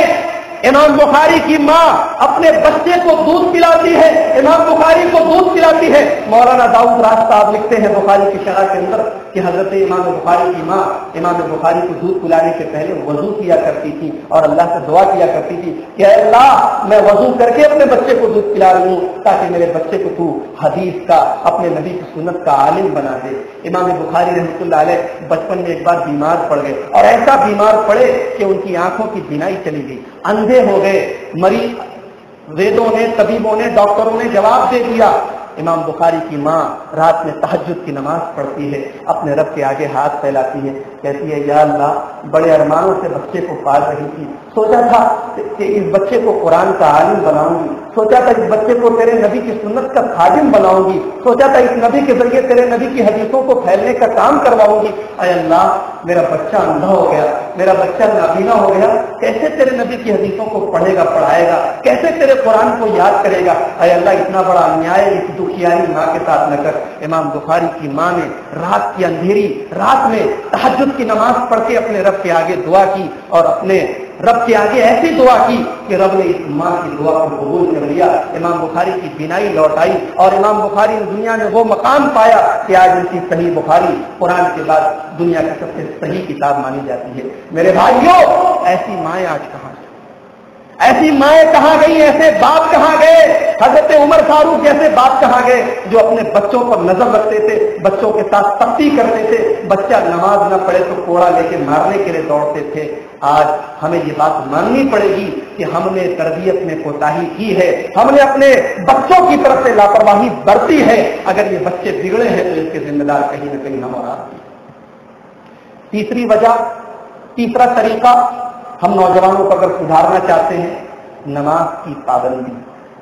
قرآن میں اللہ نے ایک بڑی عجیب بات کہی، ان الصلاۃ تنہی عن الفحشاء والمنکر، نماز بے حیائی اور برائی سے روکتی ہے۔ میرے بھائیوں، ایک نوجوان لڑکا جب نماز شروع کر دے تو بہت ساری برائیوں سے آٹومیٹک وہ بچ جاتا ہے۔ نماز کی پابندی کرے گا تو باوضو رہنا پڑے گا، نماز کی پابندی کرے گا تو پاک رہنا پڑے گا، اور جب نمازی بن جائے گا، سماج میں ایک نمازی کی امیج بن جائے گی، تو وہ کوئی غلط کام کرنے کے پہلے بھی 1000 بار سوچے گا کہ لوگ کہیں گے نمازی ہو کے ایسا کام کرتا ہے۔ تو نماز آٹومیٹک انسان کو غلط کاموں سے اور بے حیائی سے روکتی ہے۔ اور ایک بات بتاؤں، قیامت کے دن جو پرچہ ملے گا اس پرچے کا پہلا سوال نماز کے بارے میں ہوگا۔ جیسے دنیا میں بچوں کا ایگزام ہوتا ہے تو ایگزام میں ایک سوال انیواریہ ہوتا ہے، لکھا رہتا ہے کہ اس سوال کا حل کرنا لازمی ہے، کمپلسری ہے، انیواریہ ہے، اس سوال کو حل کیے بغیر آپ امتحان نہیں دے سکتے۔ قیامت کے دن جو پرچہ ملے گا، قیامت کے دن بندے سے جو سوال کیا جائے گا، اللہ کے پیارے نبی فرماتے ہیں ترمذی کی روایت ہے، ان اول ما یحاسب به العبد یوم القیامۃ من عملہ الصلاۃ، بندے سے پہلا سوال نماز کے بارے میں ہوگا۔ میرے بھائیوں، نماز کے معاملے میں ہم سب بہت پیچھے ہیں۔ آج مسلک کے نام پر ہم لڑتے ہیں، مذہب کے نام پر ہم لڑتے ہیں، لیکن ہم اس پر کیوں نہیں کوشش کرتے کہ آج ہماری مسجدیں کیوں ویران ہیں، آج ہماری مسجدیں نمازیوں کے لیے کیوں تڑپ رہی ہیں۔ آج اگر یہ 70 سال کے بوڑھے نماز کے لیے مسجد میں آنا بند کر دیں تو مسجدوں میں تالے لگ جائیں گے۔ نبی نے کہا تھا بچہ 7 سال کا ہو جائے نماز کا حکم دو، اور 10 سال کا ہو جائے نماز نہ پڑھے تو مارو۔ نبی نے 7 سال کے بچے کو نماز کا آرڈر دیا تھا۔ آج مسجد میں 7 سال کے بچے کم، 60 سال کے بوڑھے زیادہ نظر آتے ہیں۔ میرے بھائیوں، نماز کے تعلق سے بڑی لاپرواہی ہے۔ قرآن کریم میں اللہ نے ایک عجیب بات کہی کہ جب جنتی جنت میں چلے جائیں گے، جہنمی جہنم میں چلے جائیں گے، تو جنتی جہنمیوں سے پوچھیں گے ما سلککم فی سقر، تم کون سا ایسا پاپ کرتے تھے کہ تم کو جہنم میں آنا پڑا؟ تو جہنمی جواب دیں گے لم نکو من المصلین، ہم نماز نہیں پڑھتے۔ اور ایک بات بولوں، ہماری مائیں اور بہنیں اگر چاہیں تو یہ نماز کا ایک ماحول بنا سکتی ہیں۔ پیارے نبی نے ایک بڑی خوبصورت حدیث بیان فرمایا رحم اللہ رجلا قام من اللیل فصلی، اللہ کی رحمت نازل ہو اس مرد کے اوپر جو رات کو اٹھ کر تہجد کی نماز پڑھے۔ بڑے غور سے سنیے گا، بڑی خوبصورت حدیث ہے، بڑی پیاری حدیث ہے، ابو داؤد کی حدیث ہے، اللہ کی رحمت نازل ہو اس مرد کے اوپر جو رات میں اٹھ کے تہجد کی نماز پڑھے، وَأَيْقَظَ امْرَأَتَهُ، اور اپنی بیوی کو بھی اٹھائے، اپنی محترمہ کو بھی اٹھائے، اپنی اہلیہ کو بھی اٹھائے، اور فَإِنْ أَبَتْ، اگر بیوی اٹھنے سے منع کر دے کہ ارے ابھی تو میں 10 بجے سوئی ہوں، 11 بجے سوئی ہوں، تم مجھے 2 بجے اٹھا رہے ہو تہجد پڑھنے کے لیے، نَضَحَ فِي وَجْهِهَ الْمَاءَ، تو پانی کا بوتل نکالے اور پانی ڈال دے کہ چل اٹھ میرے ساتھ تہجد کی نماز پڑھ۔ اللہ کے نبی فرما رہے ہیں کہ بیوی کو اٹھائے اور نہ اٹھے تو پانی ڈال دے، اور اللہ کی رحمت نازل ہو اس عورت کے اوپر جو رات میں اٹھے اور تہجد کی نماز پڑھے، اور اپنے شوہر کو اٹھائے، اپنے میاں کو اٹھائے، اپنی زندگی کے ہم سفر کو اٹھائے۔ ارے گھومنے جاتے ہو تو ساتھ میں لے کر جاتے ہو، فلم دیکھنے جاتے ہو تو ساتھ میں جاتے ہو، غلط کام کرتے ہو تو ساتھ میں کرتے ہو، اپنی بیوی کے سیریل کے لیے ہر مہینے 250-300 روپے کا ریچارج کراتے ہو، نیک کام میں بھی اس کو ساتھ میں تھوڑا لے کر چلو نا، تہجد پڑھو تو ساتھ میں پڑھو۔ اور بیوی اگر چاہے تو صبح فجر کی نماز میں اپنے شوہر کو اٹھائے کہ چلیے اٹھیے اذان ہو رہی ہے، چلیے فجر کی نماز پڑھیے۔ یہ عورت اگر ایک چاہے تو ماحول بنا سکتی ہے۔ عبداللہ ابن عمر ایک صحابی ہیں، ایک دن سپنا دیکھتے ہیں، خواب دیکھتے ہیں کہ 2 فرشتے مجھے لے کے جہنم کی طرف جا رہے ہیں۔ عبداللہ ابن عمر نبی کے صحابی ہیں، خواب دیکھ رہے ہیں کہ 2 فرشتے مجھے جہنم کی طرف لے کے جا رہے ہیں، بخاری کی روایت۔ ڈر جاتے ہیں۔ اچانک ایک فرشتہ آتا ہے، कहता है कि डरो मत, नींद खुल जाती है। प्यारे नबी के पास पूछवाते हैं, खुद हिम्मत नहीं पड़ती, इतना भयानक सपना देखा है कि नबी से डायरेक्ट पूछने की हिम्मत नहीं पड़ती कि अल्लाह के नबी मैंने ऐसा सपना देखा है। अपनी बहन हजरत हफ्सा से कहते हैं जाके अल्लाह के नबी से पूछो कि मेरे भाई अब्दुल्ला इब्न उमर ने ऐसा ऐसा सपना देखा। अल्लाह के नबी पूरे सपने को, पूरे ख्वाब को सुनते हैं और कहते हैं नेअम अर्रजुलु अब्दुल्ला, अब्दुल्ला बड़ा अच्छा आदमी है, अब्दुल्ला इब्न उमर बड़ा अच्छा आदमी है। लौ काना युसल्ली मिनल लैल, बस एक कमी है, एक कमी है, रात को तहज्जुद नहीं पढ़ता। रात को उठ के अगर तहज्जुद पढ़ने लगे तो कंप्लीट हो जाए, अच्छा आदमी हो जाए, बहुत अच्छा आदमी, कोई कमी नहीं है, बस थोड़ी सी कमी है, रात में तहज्जुद पढ़ लिया करे। हदीस के अल्फाज है, बुखारी की रिवायत है कि अब्दुल्ला इब्न उमर ने जिस दिन नबी की जुबान से ये सुन लिया, जिस दिन नबी की जुबान से ये सुन लिया कि अब्दुल्ला इब्न उमर रात को नमाज पढ़ लिया करे तो बड़ा अच्छा आदमी है, हदीस के अल्फाज है, उस दिन के बाद से अब्दुल्ला इब्न उमर रात को बहुत कम सोते थे, बहुत कम सोते थे, एक मामूल बन गया जिंदगी का, रात में तहज्जुद की नमाज पढ़ते थे। मेरे भाइयों, आज वो नौजवान कहाँ गए? वो नौजवान कहाँ गए जो रातों को अपने रब के आगे सजदे किया करते थे? आज अगर हम गोलगड्डा से गुजरे, पीली कोठी से गुजरे, जामिया अस्पताल के पास से गुजरे, राजापुरा से गुजरे, अपने मोहल्ले की सड़कों से गुजरे, तो हमारे बच्चे, हमारे नौजवान लड़के कानों में ईयरफोन लगा के गाने सुनते नजर आएंगे, हमारे नौजवान लड़के किसी लड़की से बात करते नजर आएंगे, हमारे नौजवान लड़के गंदी और फहश चीजों पर तबसरा करते हुए नजर आएंगे।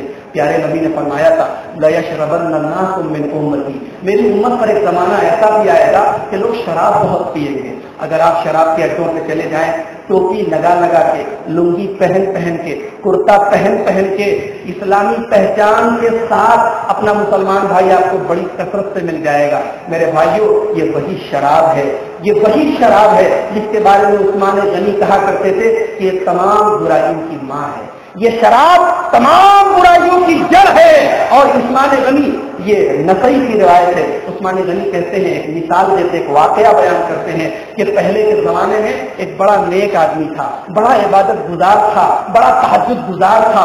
एक गंदी औरत, एक नापाक औरत, एक वेश्या औरत ने उस नेक आदमी को फंसाने के लिए एक चाल चली। उसने अपनी लौंडी को भेजा, अपनी नौकरानी को भेजा। नौकरानी आई, बोली मौलाना साहब चलिए मेरे साथ, एक गवाही देनी है आपको, मेरे घर चलिए, एक गवाही देनी है।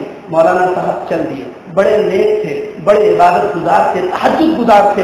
वो लड़की, वो नौकरानी उनको लेके गई, महल के अंदर गए, जैसे ही अंदर गए गेट बंद, और अंदर गए दूसरा गेट बंद, और अंदर गए तीसरा गेट बंद। जब बिल्कुल अंदर पहुंचे तो वहां एक इंतहाई खूबसूरत औरत और एक छोटा सा बच्चा और शराब की एक बोतल रखी हुई।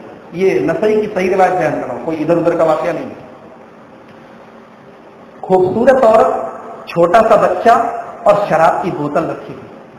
वो औरत बोली कि मैंने तुमको कोई गवाही ववाही देने के लिए नहीं बुलाया है, मैंने तुमको यहां इसलिए बुलाया है कि या तो तुम मेरे साथ रेप करो, या तुम इस शराब में से एक गिलास शराब पी लो, या फिर तुम इस बच्चे को कत्ल करो।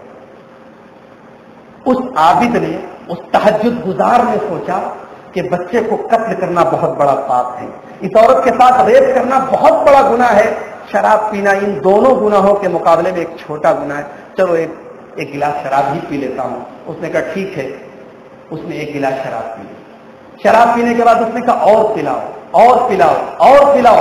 पूरा वो जो शराब का बर्तन था वो खाली कर दिया। उसके बाद जब वो नशे की तरंग में आया तो उसने उस औरत के साथ ज़िना भी कर दिया और तलवार से उस बच्चे को मार दिया। उस्मान गनी कहते हैं, ये वाकया बयान करने के बाद कहते हैं कि ऐ लोगों, शराब से बचो। किसी ईमान वाले के दिल में ईमान और शराब की लत, ये दोनों एक साथ नहीं रह सकती। मेरे नौजवान साथियों, आज शराब पीने का रुझान भी हमारे नौजवानों में तेजी से बढ़ रहा है। आज फैशन बन रहा है, एक स्टेटस सिंबल बन रहा है। कभी कुछ नहीं तो कभी कभार शादी के मौके पर, पार्टी के मौके पे शराब पी जा रही है। ये शराब वो गंदी चीज है जो कब्र में अज़ाब का भी सबब बनती है। अल्लामा अलबानी रहमतुल्लाह अलैह अपनी किताब सय्यद तरगीब में एक हदीस लाए हैं और हदीस सही है। हजरत हौशब इब्न अव्वाम कहते हैं कि मैं एक गांव में गया, एक बस्ती में गया। बस्ती में कब्रिस्तान में قبرستان کے پاس سے میرا گزر ہوا، عصر کے بعد کا ٹائم تھا، اچانک میں نے دیکھا کہ ایک قبر پھٹی اور قبر میں سے ایک آدمی نکلا، اس کا سر گدھے کے جیسا تھا اور باقی کی پوری باڈی انسان کی طرح تھی۔ قبر سے نکلنے کے بعد وہ 3 بار گدھے کی طرح چلایا، گدھے کی آواز میں 3 بار بولا۔ میں حیران رہ گیا کہ یہ کیا منظر ہے۔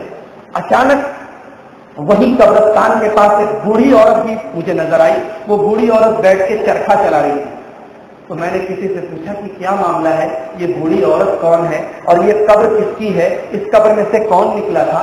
تو مجھے بتایا گیا کہ یہ جو آدمی ابھی قبر میں سے نکلا تھا یہ شراب پیتا تھا، یہ روزانہ شراب پی کے گھر آتا تھا، اور جب یہ شراب پی کے گھر آتا تھا تو اس کی ماں کہتی تھی یا بولییا اتق اللہ، اے بچے اللہ سے ڈر، میرے بچے اللہ سے ڈر، لا تشرب الخمر، شراب مت پیا کر میرے بچے، شراب بڑی گندی چیز ہے۔ ماں روکا کرتی تھی، ماں اللہ سے ڈرنے کی تعلیم دیتی تھی، لیکن یہ ڈیلی شراب پی کے آتا تھا۔ ایک دن یہ شراب پی کے آیا، عصر کی نماز کے بعد کا ٹائم تھا، ماں نے وہی جملہ دہرایا کہ بیٹے اللہ سے ڈر اور شراب مت پی۔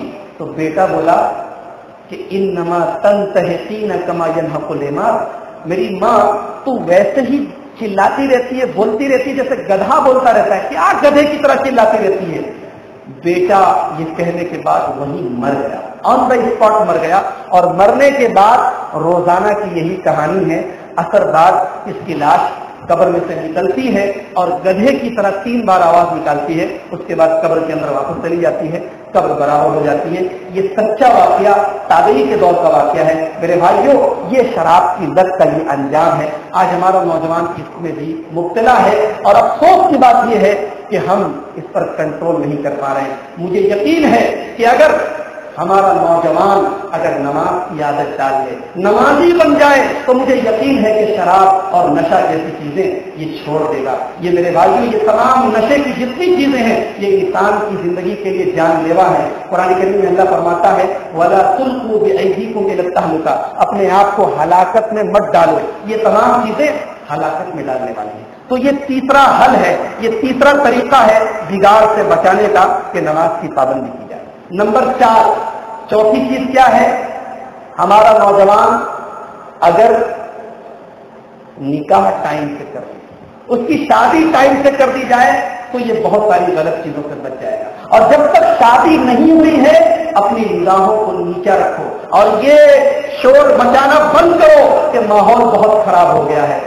میں BHU کا اسٹوڈنٹ ہوں، اور BHU سے بھی زیادہ بڑی یونیورسٹی دلی کے اندر ہے، جواہر لال نہرو یونیورسٹی، اور آپ کو حیرت ہوگی جب یونیورسٹی کا نام آتا ہے تو ہر آدمی جانتا ہے کہ وہاں کا ماحول کیسا ہوتا ہے، وہاں لڑکے لڑکیاں ساتھ میں پڑھتے ہیں، وہاں کس طریقے کی بے دینی اور کس طریقے کی عریانیت کا ماحول ہوتا ہے۔ لیکن آپ کو یہ جان کر حیرت ہوگی کہ جواہر لال نہرو یونیورسٹی جیسی یونیورسٹی کے اندر بھی ہمارے بہت سارے نوجوان ساتھی ہیں جو ماشاءاللہ وہاں بھی داڑھی رکھے ہوئے ہیں، وہاں پہ بھی نماز کی پابندی کرتے ہیں، وہاں پہ بھی شریعت پر چلتے ہیں، وہ اس کی پرواہ نہیں کرتے کہ کون ہمیں کیا کہے گا۔ جب وہ یونیورسٹی میں چلتے ہیں تو وہاں لڑکیاں آواز کرتی ہیں کہ دیکھو ملا جی جا رہے ہیں، دیکھو مولانا صاحب جا رہے ہیں، وہاں ان کے کلاس میٹ ان کو تانا دیتے ہیں۔ نماز کا ٹائم آتا ہے، جب وہ نماز پڑھنے کے لیے جاتے ہیں تو ان کے ٹیچر کہتے ہیں دیکھو یہ سب آتنکوادی جا رہے ہیں۔ وہ یہ جملے سنتے ہیں، وہ یہ گالیاں سنتے ہیں، وہ یہ تانے سنتے ہیں،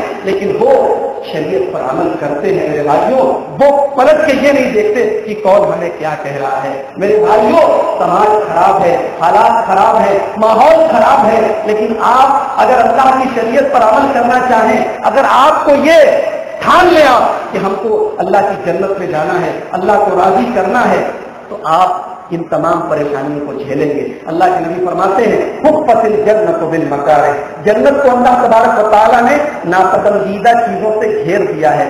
جنت میں جانا ہے تو تکلیفیں تو آپ کو اٹھانی پڑے گی، اپنے نفس کی قربانیاں دینی پڑے گی، جائے کے دن میں ٹھنڈے پانی سے وضو بنا کے فجر کی نماز پڑھنی پڑے گی، گرمی کے دن میں لو اور تپتی ہوئی گرمی میں جا کے آپ کو ظہر کی نماز پڑھنی پڑے گی۔ آپ سوچیں کہ آپ قربانیاں بھی نہ دیں، آپ سوچیں کہ آپ تکلیفیں بھی نہ اٹھائیں اور آپ کو جنت مل جائے، تو جنت اتنی آسان نہیں ہے۔ یہ شہادت گئے الفت میں قدم رکھنا ہے، لوگ آسان سمجھتے ہیں مسلمان ہونا۔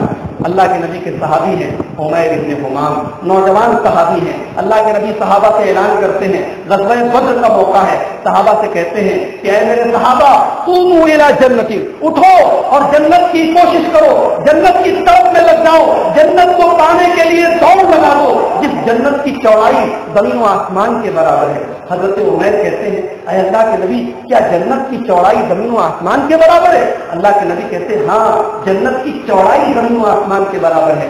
حضرت عمیر کہتے ہیں بخل بخل، کیا بات ہے کیا بات ہے۔ اللہ کے نبی کہتے ہیں یہ کیوں بول رہے ہو، کیا بات ہے کیا بات ہے؟ کہتے ہیں اللہ کے نبی میں امید کرتا ہوں کہ شاید میں بھی جنت میں چلا جاؤں اور اتنی لمبی چوڑی جنت میں کہیں چھوٹا سا گھر مجھے بھی مل جائے۔ اس کے بعد حضرت عمیر رضی اللہ تعالیٰ عنہ ایک تھیلے میں سے کھجور نکال کے کھانے لگے۔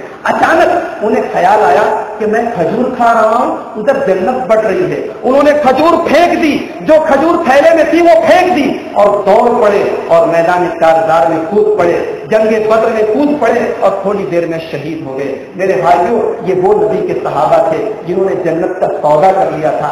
آج ہم سب کمپٹیشن کرتے ہیں، ہم سب ریس کرتے ہیں، ہمارا پڑوسی لکھپتی ہے تو ہم کروڑ پتی بن جائیں، ہمارا بھائی لکھپتی ہے تو ہم کروڑ پتی بن جائیں۔ ارے ریس کرنا ہے، کمپٹیشن کرنا ہے، مقابلہ کرنا ہے تو جنت کا کرو۔ میرا رب قرآن میں کہتا ہے وَسَارِعُوا إِلَىٰ مَغْفِرَةٍ مِّن رَّبِّكُمْ وَجَنَّةٍ عَرْضُهَا السَّمَاوَاتُ وَالْأَرْضُ، دوڑ کرو اللہ کی جنت کے لیے جس جنت کی چوڑائی زمین و آسمان کے برابر ہے۔ تو میرے بھائیوں یہ چوتھی چیز ہے کہ ہمارا نوجوان صحیح ٹائم سے نکاح کرے اور اپنی نگاہوں کی حفاظت کرے۔ نمبر 5، پانچویں چیز کیا ہے؟ دینی کتابوں کا مطالعہ، صحابہ کی سیرت کا مطالعہ۔ مطالعہ کا تو آج علماء کے پاس ٹائم نہیں ہے، عوام کو چھوڑیے۔ وہ دور گیا جب بڑے اپنے بچوں کو صحابہ کے واقعات سنایا کرتے تھے، گھروں میں دادیاں اور نانیاں اپنے بچوں کو صحابہ کے واقعات سنایا کرتی تھی۔ آج تو صبح شروع ہوتی ہے ٹی وی سے اور رات ختم ہوتی ہے ٹی وی سے۔ سونے کے ٹائم بھی ہاتھ میں ریموٹ ہوتا ہے اور اٹھنے کے ٹائم بھی ہاتھ میں ریموٹ ہوتا ہے۔ میرے بھائیوں ابھی ہمارے بنارس کے ایک بڑے جلیل القدر مولانا ہمارے استاد محترم مولانا محمد یونس صاحب مدنی حفظہ اللہ نے ایک کتاب لکھی ہے علماء تراجم علماء اہل حدیث بنارس۔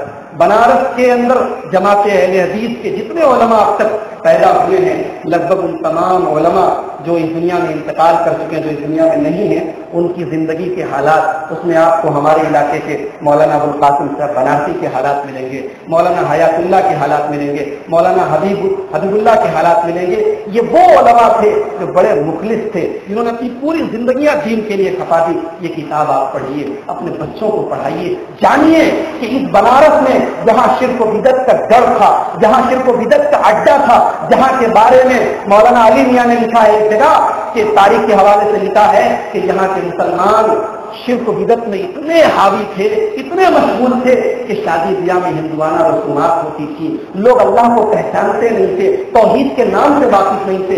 یہاں ہمارے علماء اہل حدیث نے توحید کا پودا لگایا، یہاں کتاب و سنت کا پودا لگایا۔ آج الحمدللہ پورے بنارس میں جماعت اہل حدیث کا اپنا ایک وجود ہے، ہمارا ادارہ ہے، ہماری جماعت کا مرکزی ادارہ ہے، ہماری مسجدیں ہیں، ہماری جماعت کی ایک بڑی تعداد ہے۔ میرے پیارے بھائیوں یہ علماء کے حالات ہیں، صحابہ کرام کی سیرت ہے، نبی پاک علیہ السلام کی سیرت ہے، ان کا مطالعہ کرو۔ میرے نوجوان ساتھیوں ان کو پڑھو، ان کو پڑھنے سے بھی آپ کے دل میں شوق پیدا ہوگا، اپنی اصلاح کی طرف پیدا ہوگی، اپنی برائیوں سے توبہ کرنے کا خیال پیدا ہوگا۔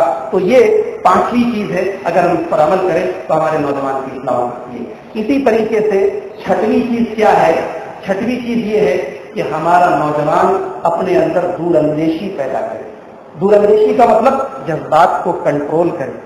اپنے نبی سے سیکھو، ہمارے نبی کو کیسا کنٹرول تھا اپنی زبان پر، کیسا کنٹرول تھا اپنی عادتوں پر۔ اللہ کے نبی کے پاس یہودی آتے ہیں، گالی دیتے ہیں، نبی کو گالی دیتے ہیں، السلام علیکم، اے نبی تم مر جاؤ، نعوذ باللہ، اے نبی تم پر اللہ کی لعنت ہو۔ پیارے نبی کی پیاری بیوی اما عائشہ سن لیتی ہیں، اما عائشہ کہتی ہیں وعلیکم السلام واللعنہ، اے یہودیوں تم مر جاؤ، تم پر اللہ کی لعنت ہو۔ پیارے نبی سن لیتے ہیں، کہتے ہیں اے عائشہ महलन या आयशा, आयशा कंट्रोल करो अपने ऊपर, अपनी जुबान को नरम करो। इन अल्लाह युहिब्बु रिफ्क़ फिल अम्रि कुल्ली, आयशा अल्लाह ताला हर चीज में नरमी को पसंद करता है। अम्मा आयशा कहती है, अल्लाह के नबी आपने सुना नहीं उन यहूदियों ने आपको कितना गलत जुमला इस्तेमाल किया, आपके उन्होंने अस्सलाम वालेकुम कहा, आपके लिए मौत की बद्दुआ की। प्यारे नबी ने जवाब दिया, आयशा मैं जवाब दे चुका हूं, मैं उनको वालेकुम कह चुका हूं। ये मेरे नबी का अंदाज था। मेरे नबी ने कभी गाली का जवाब गाली से न दिया, मेरे नबी ने कभी ईंट का जवाब पत्थर से न दिया, मेरे नबी ने गालियों का जवाब दुआओं से दिया है, मेरे नबी ने नफरतों का जवाब मोहब्बतों से दिया है, मेरे नबी ने जुल्म का जवाब माफी से दिया है। याद करो फतेह मक्का का मौका है, मेरे नबी के वो कट्टर दुश्मन जिन्होंने, वो जमाना भी था कि मेरे नबी जब सजदे के आलम में थे, आहा अबू बकर सिद्दीक कहते हैं कि वो मंजर भी हमने देखा था कि प्यारे नबी सजदे के आलम में है और कुफारे मक्का कुरैश मक्का की मीटिंग चल रही है। एक जालिम कहता है, अरे है किसी में हिम्मत, फला कबीले में ऊंट की कुर्बानी हुई है, लाए ऊंट की ओझड़ी, लाए ऊंट की बच्चादानी और ला के डाल दे मोहम्मद के ऊपर। तो उबई इब्न अबी मुईत नाम का एक जालिम उठता है, एक बदबख्त उठता है और ऊँटनी की बच्चादानी लाता है और हाय हाय मुफ्तिन इंसानियत के कंधों पर डाल देता है, मुफ्तिन इंसानियत के कंधों पर डाल देता है। प्यारे नबी सजदे में है। सहाबा कहते हैं, अब्दुल्लाह इब्न मसूद कहते हैं कि काश मेरे अंदर वो ताकत होती कि मैं अपने नबी को बचा लेता, काश मेरे अंदर वो ताकत होती कि अपने नबी का दिफा करता, लेकिन उतनी ताकत भी मुसलमानों के अंदर नहीं थी। हजरत फातिमा रज़ी अल्लाह तआला अन्हा जो उस वक्त छोटी बच्ची थी, बच्चों के साथ खेल रही थी, किसी ने जाके उनको बताया कि जाओ देखो तुम्हारे बाबा के साथ क्या सलूक हो रहा है, जाओ देखो तुम्हारे अब्बा के साथ क्या सलूक हो रहा है। हजरत फातिमा आती हैं, प्यारे नबी की गर्दन पर से ओझड़ी हटाती हैं, वो बच्चादानी हटाती हैं और उन लोगों उन बदबख्तों को बुरा भला कहने लगती है। प्यारे नबी सल्लल्लाहु अलैहि वसल्लम जिन्होंने कभी किसी को बद्दुआ नहीं की थी, लेकिन नमाज की हालत में जब आपके ऊपर गंदगी डाली गई, बुखारी की रिवायत है, सलाम फेरने के बाद हाथ उठाते हैं और बाआवाज़ बुलंद नाम ले लेकर कहते हैं कि ऐ अल्लाह अबू जहल से निपट ले, ऐ अल्लाह उक़बा इब्न अबी मुईत से निपट ले, ऐ अल्लाह उबई इब्न खल्फ से निपट ले, ऐ अल्लाह इन सब से तू निपट ले। सबका नाम लेकर बद्दुआ करते हैं, सब डर जाते हैं। सबको पता है कि मोहम्मद जिसके बारे में बद्दुआ कर दे उनकी बद्दुआ जरूर कबूल होती है। मेरे नबी ने बद्दुआ की, हदीस के अल्फाज है, वो तमाम के तमाम बदबख्त जिनका नाम लिया था मेरे नबी ने, वो ग़ज़वे बद्र में मारे गए और उनकी लाशें बद्र के कुएं में फेंकी गई। मेरे प्यारे भाइयों, वो नबी जिसके ऊपर इतने अत्याचार हुए, इतने जुल्म हुए, इतनी दुनिया भर की ज़्यादतियां हुई, लेकिन फतेह मक्का के मौके पर वो तमाम दुश्मन लाइन से खड़े हैं और मेरे नबी उन सबको माफी का परवाना देते हैं। मेरे नबी कहते हैं, इज़हबू अंतुम तुलक़ा, जाओ तुम सबके सब आज़ाद हो, ला तस्रीबा अलैकुमुल यौम, जाओ मोहम्मद किसी से इंतकाम नहीं लेता। मेरे भाइयों, ये मेरे नबी का अखलाक था। ये अखलाक अपने अंदर पैदा करो, अपने गुस्से को कंट्रोल करो, अपने जज्बात को कंट्रोल करो। आज दुनिया को जरूरत है, आज उम्मत को जरूरत है।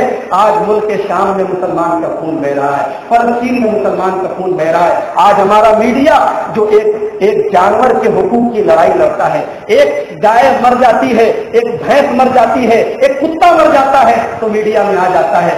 करोड़ों लाखों मुसलमान रोजाना मर रहे हैं, लाखों करोड़ों मुसलमानों की खून की नदियां बह रही हैं, लेकिन हमारा मीडिया उसको सामने नहीं लाता। मेरे भाइयों, उन हुकूक की बाजियाबी के लिए हमारे नौजवानों को आगे आना है। अपने आप को तैयार करो, मेरे नबी की सीरत में अपने आप को ढाल दो। ये छठी चीज है कि हम जो है अपने अंदर दूरअंदेशी पैदा करें, अपने जज्बात पर कंट्रोल पैदा करें। सातवीं चीज ये है कि हम इल्म से अपना नाता जोड़ें, दलील से अपना नाता जोड़े, तहकीक से अपना नाता जोड़े। सुनी सुनाई बातों को शरीयत न समझे, सुनी सुनाई बातों को दीन न समझे। आज कितने मुसलमान ऐसे हैं, आपको अफसोस होगा, जो अल्लाह को नहीं जानते, जो तौहीद को नहीं जानते, जो शिर्क को नहीं जानते।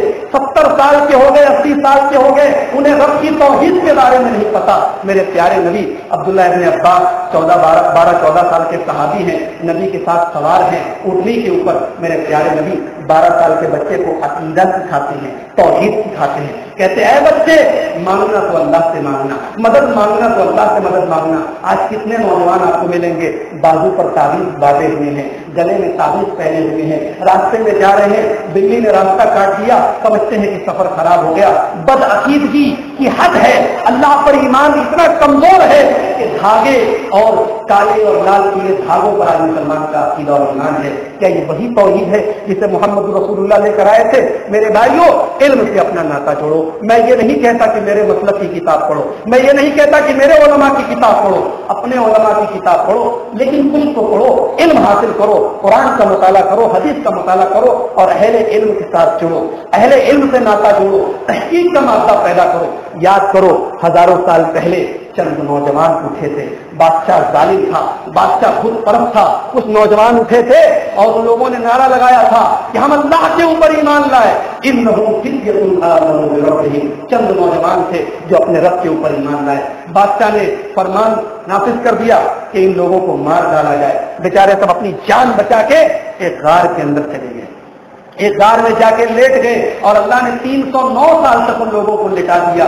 उनको अस्हाबे कहफ कहा जाता है।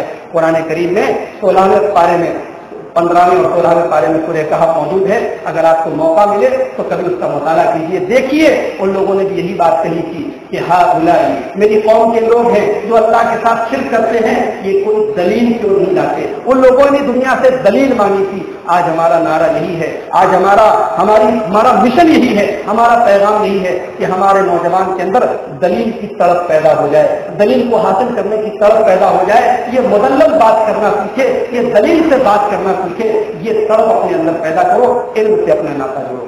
और आखिरी चीज मेरे भाइयों जो मैं बयान करके अपनी बात खत्म करता हूं कि हमारे नौजवानों में जो बिगाड़ पाया जा रहा है, इस बिगाड़ से बचने का एक रास्ता ये भी है कि हम अपने आप को प्यारे नबी सल्लल्लाहु अलैहि वसल्लम के उसवे हसना के साथ जोड़ें।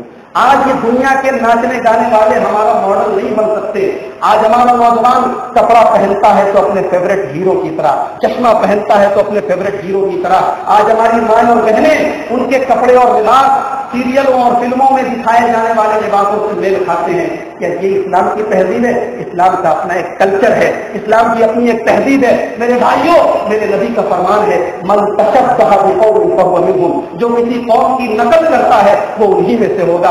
आज आपको किसी फिल्मी हीरो से मोहब्बत है, कल कयामत के दिन आप उसी फिल्मी हीरो के साथ उठाए जाएंगे। अब फैसला मैं आपके ऊपर छोड़ता हूँ कि आप नबी के साथ अपना हश्र करना चाहते हैं या इन फिल्मों में नाचने गाने वाले फासिक और फाजिर लोगों के साथ करना चाहते हैं। प्यारे नबी के पास एक सहाबी आए, बुखारी की रिवायत है। अल्लाह के नबी से पूछते हैं कि अल्लाह के नबी कयामत कब आएगी? अरे अल्लाह के नबी कयामत कब आएगी? प्यारे नबी जवाब देते हैं कि तुमने तैयारी क्या की? पता ये चला कि मुफ्ती साहब आपके हर सवाल का जवाब दे, कोई जरूरी नहीं है। एक साहब अभी बंबई से मेरे मोबाइल पर फोन करके पूछते हैं कि आप मौलाना अब्दुल गफ्फार बोल रहे हैं? मैंने कहा बोले सुना है कि आप लोग हर बात की सनद मानते हैं। मैंने कहा भाई क्या बात है? बोले कि ये बताइए कि कुरान की क्या सनद है? जो कुरान को हम अल्लाह की किताब मानते हैं, कुरान की क्या सनद है? कुरान की सनद दिखाइए। अब इस किस्म के सवालों का क्या जवाब है? कुरान कहता है वइज़ा ख़ातबहुमुल जाहिलून क़ालू सलामा, जाहिल तुम्हारे मुंह लगे तो सलाम कह के गुजर जाओ। जाहिलों का मेरे भाइयों कोई जवाब नहीं है। मेरे नबी से सवाल किया गया कयामत कब आएगी, मेरे नबी ने जवाब नहीं दिया। मेरे नबी ने उल्टे सवाल कर दिया, वमाज़ा आदत लहा, तुमने तैयारी क्या की है कयामत की, तुम बताओ। सहाबी कहते हैं ऐ अल्लाह के नबी, ज्यादा तैयारी तो नहीं की है कयामत की, बस एक तैयारी है, इन्नी उहिब्बुल्लाह व रसूलहू, मैं अल्लाह से मोहब्बत करता हूँ और रसूल से मोहब्बत करता हूँ। अल्लाह के नबी ने फरमाया अंता मअ मन अहबब्ता, तुम जिससे मोहब्बत करते हो कल कयामत के दिन भी उसी के साथ रहोगे। मेरे प्यारे भाइयों, ये नबी का जुमला सहाबा को इतना भा गया कि हजरत अनस कहते हैं हमें कभी इतनी खुशी नहीं हुई थी जितनी नबी की जुबान से ये जुमला सुनकर हुई थी कि तुम जिससे मोहब्बत करते हो कल कयामत के दिन भी उसी के साथ रहोगे। हजरत अनस कहते हैं कि सुनो, मैं रसूल पाक से मोहब्बत करता हूँ, मैं अबू बकर से मोहब्बत करता हूँ, मैं उमर फारूक से मोहब्बत करता हूँ और मैं उनके जैसा नेक तो नहीं हूँ, मैं उनके जैसा दीनदार तो नहीं हूँ, लेकिन मोहब्बत करता हूँ। लिहाजा उम्मीद है कि कल कयामत के दिन अपने नबी के साथ रहूंगा, अबू बकर के साथ रहूंगा, उमर के साथ रहूंगा। मेरे भाइयों, آج ہمارے چہروں پر داڑھی نہیں ہے، آج ہمارے چہروں پر اسلامی شناخت نہیں ہے، آج ہم اپنے آپ کو سچا پکا مسلمان کہتے ہیں، قرآن حدیث پر چلنے والا کہتے ہو، اور ہماری شکل اسلامی نہیں ہے، ہماری شکل مسلمانوں کے جیسی نہیں ہے۔ شاہ اسماعیل شہید رحمۃ اللہ علیہ سے کسی نے کہا کہ انگریز لوگ بولتے ہیں کہ مسلمان لوگ جو داڑھی رکھتے ہیں یہ داڑھی رکھنا بیوقوفی کا کام ہے، اس لیے کہ جب بچہ پیدا ہوتا ہے تو بچے کو داڑھی کہاں رہتی ہے، لہذا بچہ بغیر داڑھی کے پیدا ہوتا ہے، لہذا داڑھی نہ رکھنا یہ فطرت ہے، لہذا مسلمانوں کا داڑھی رکھنا غلط ہے۔ تو شاہ اسماعیل شہید نے جواب دیا کہ بچہ جب ماں کے پیٹ سے پیدا ہوتا ہے تو اس کے منہ میں دانت بھی نہیں ہوتا، تو انگریزوں سے کو دانت توڑواتے۔ تو مولانا شاہ اسماعیل شہید اپنے زمانے کے بڑے حاضر جواب عالم دین تھے۔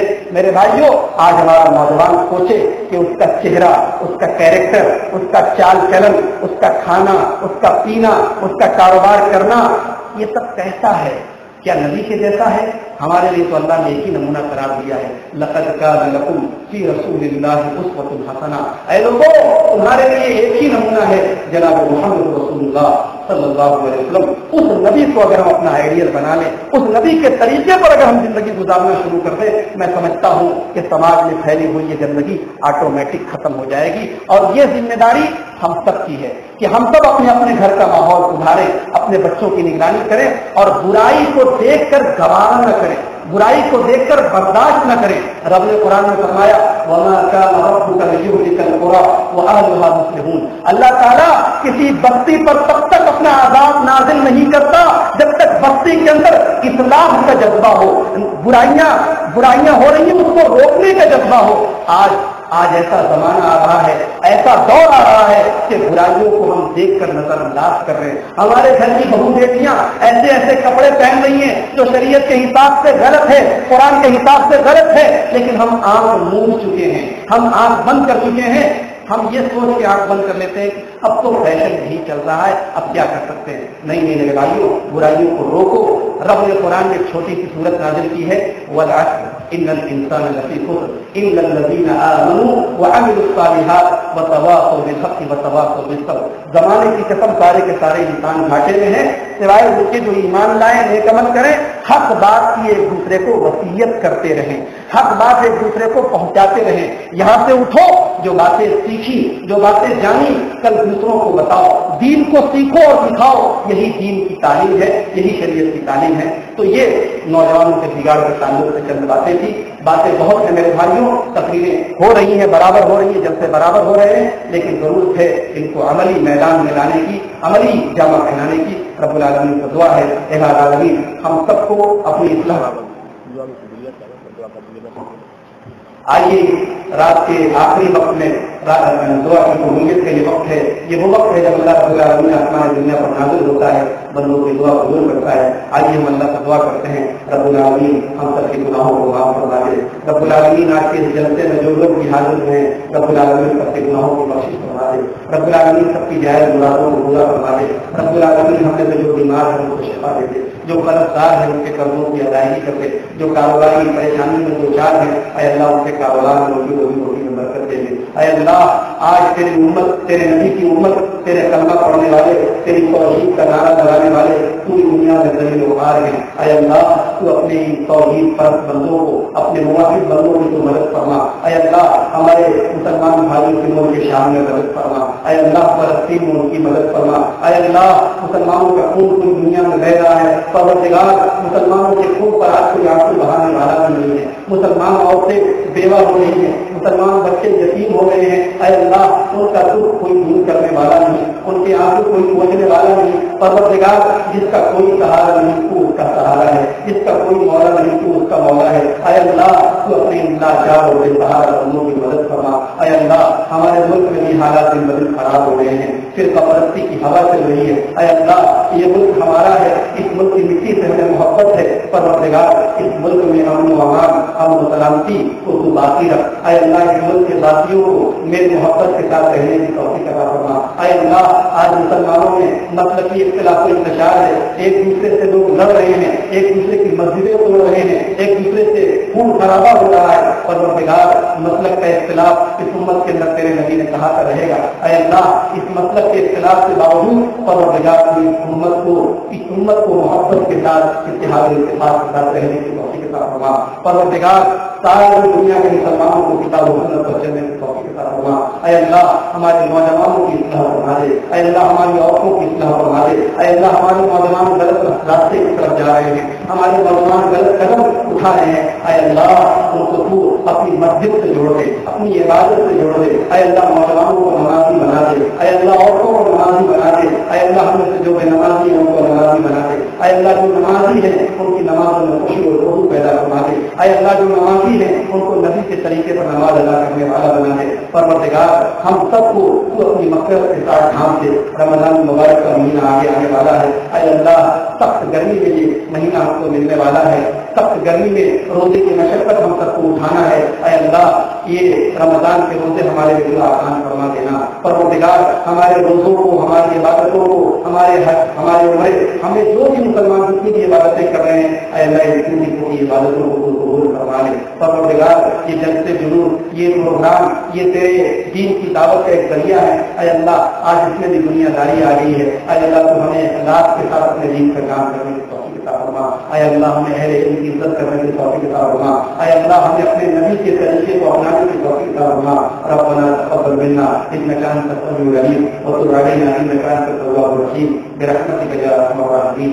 وصلى الله تعالى على سيدنا محمد وعلى اله وصحبه اجمعين. والسلام عليكم ورحمه الله وبركاته. ہمارے کرام اور سامعین کے ساتھ آج کے جلسے کے اختتام کا اعلان کیا جاتا ہے.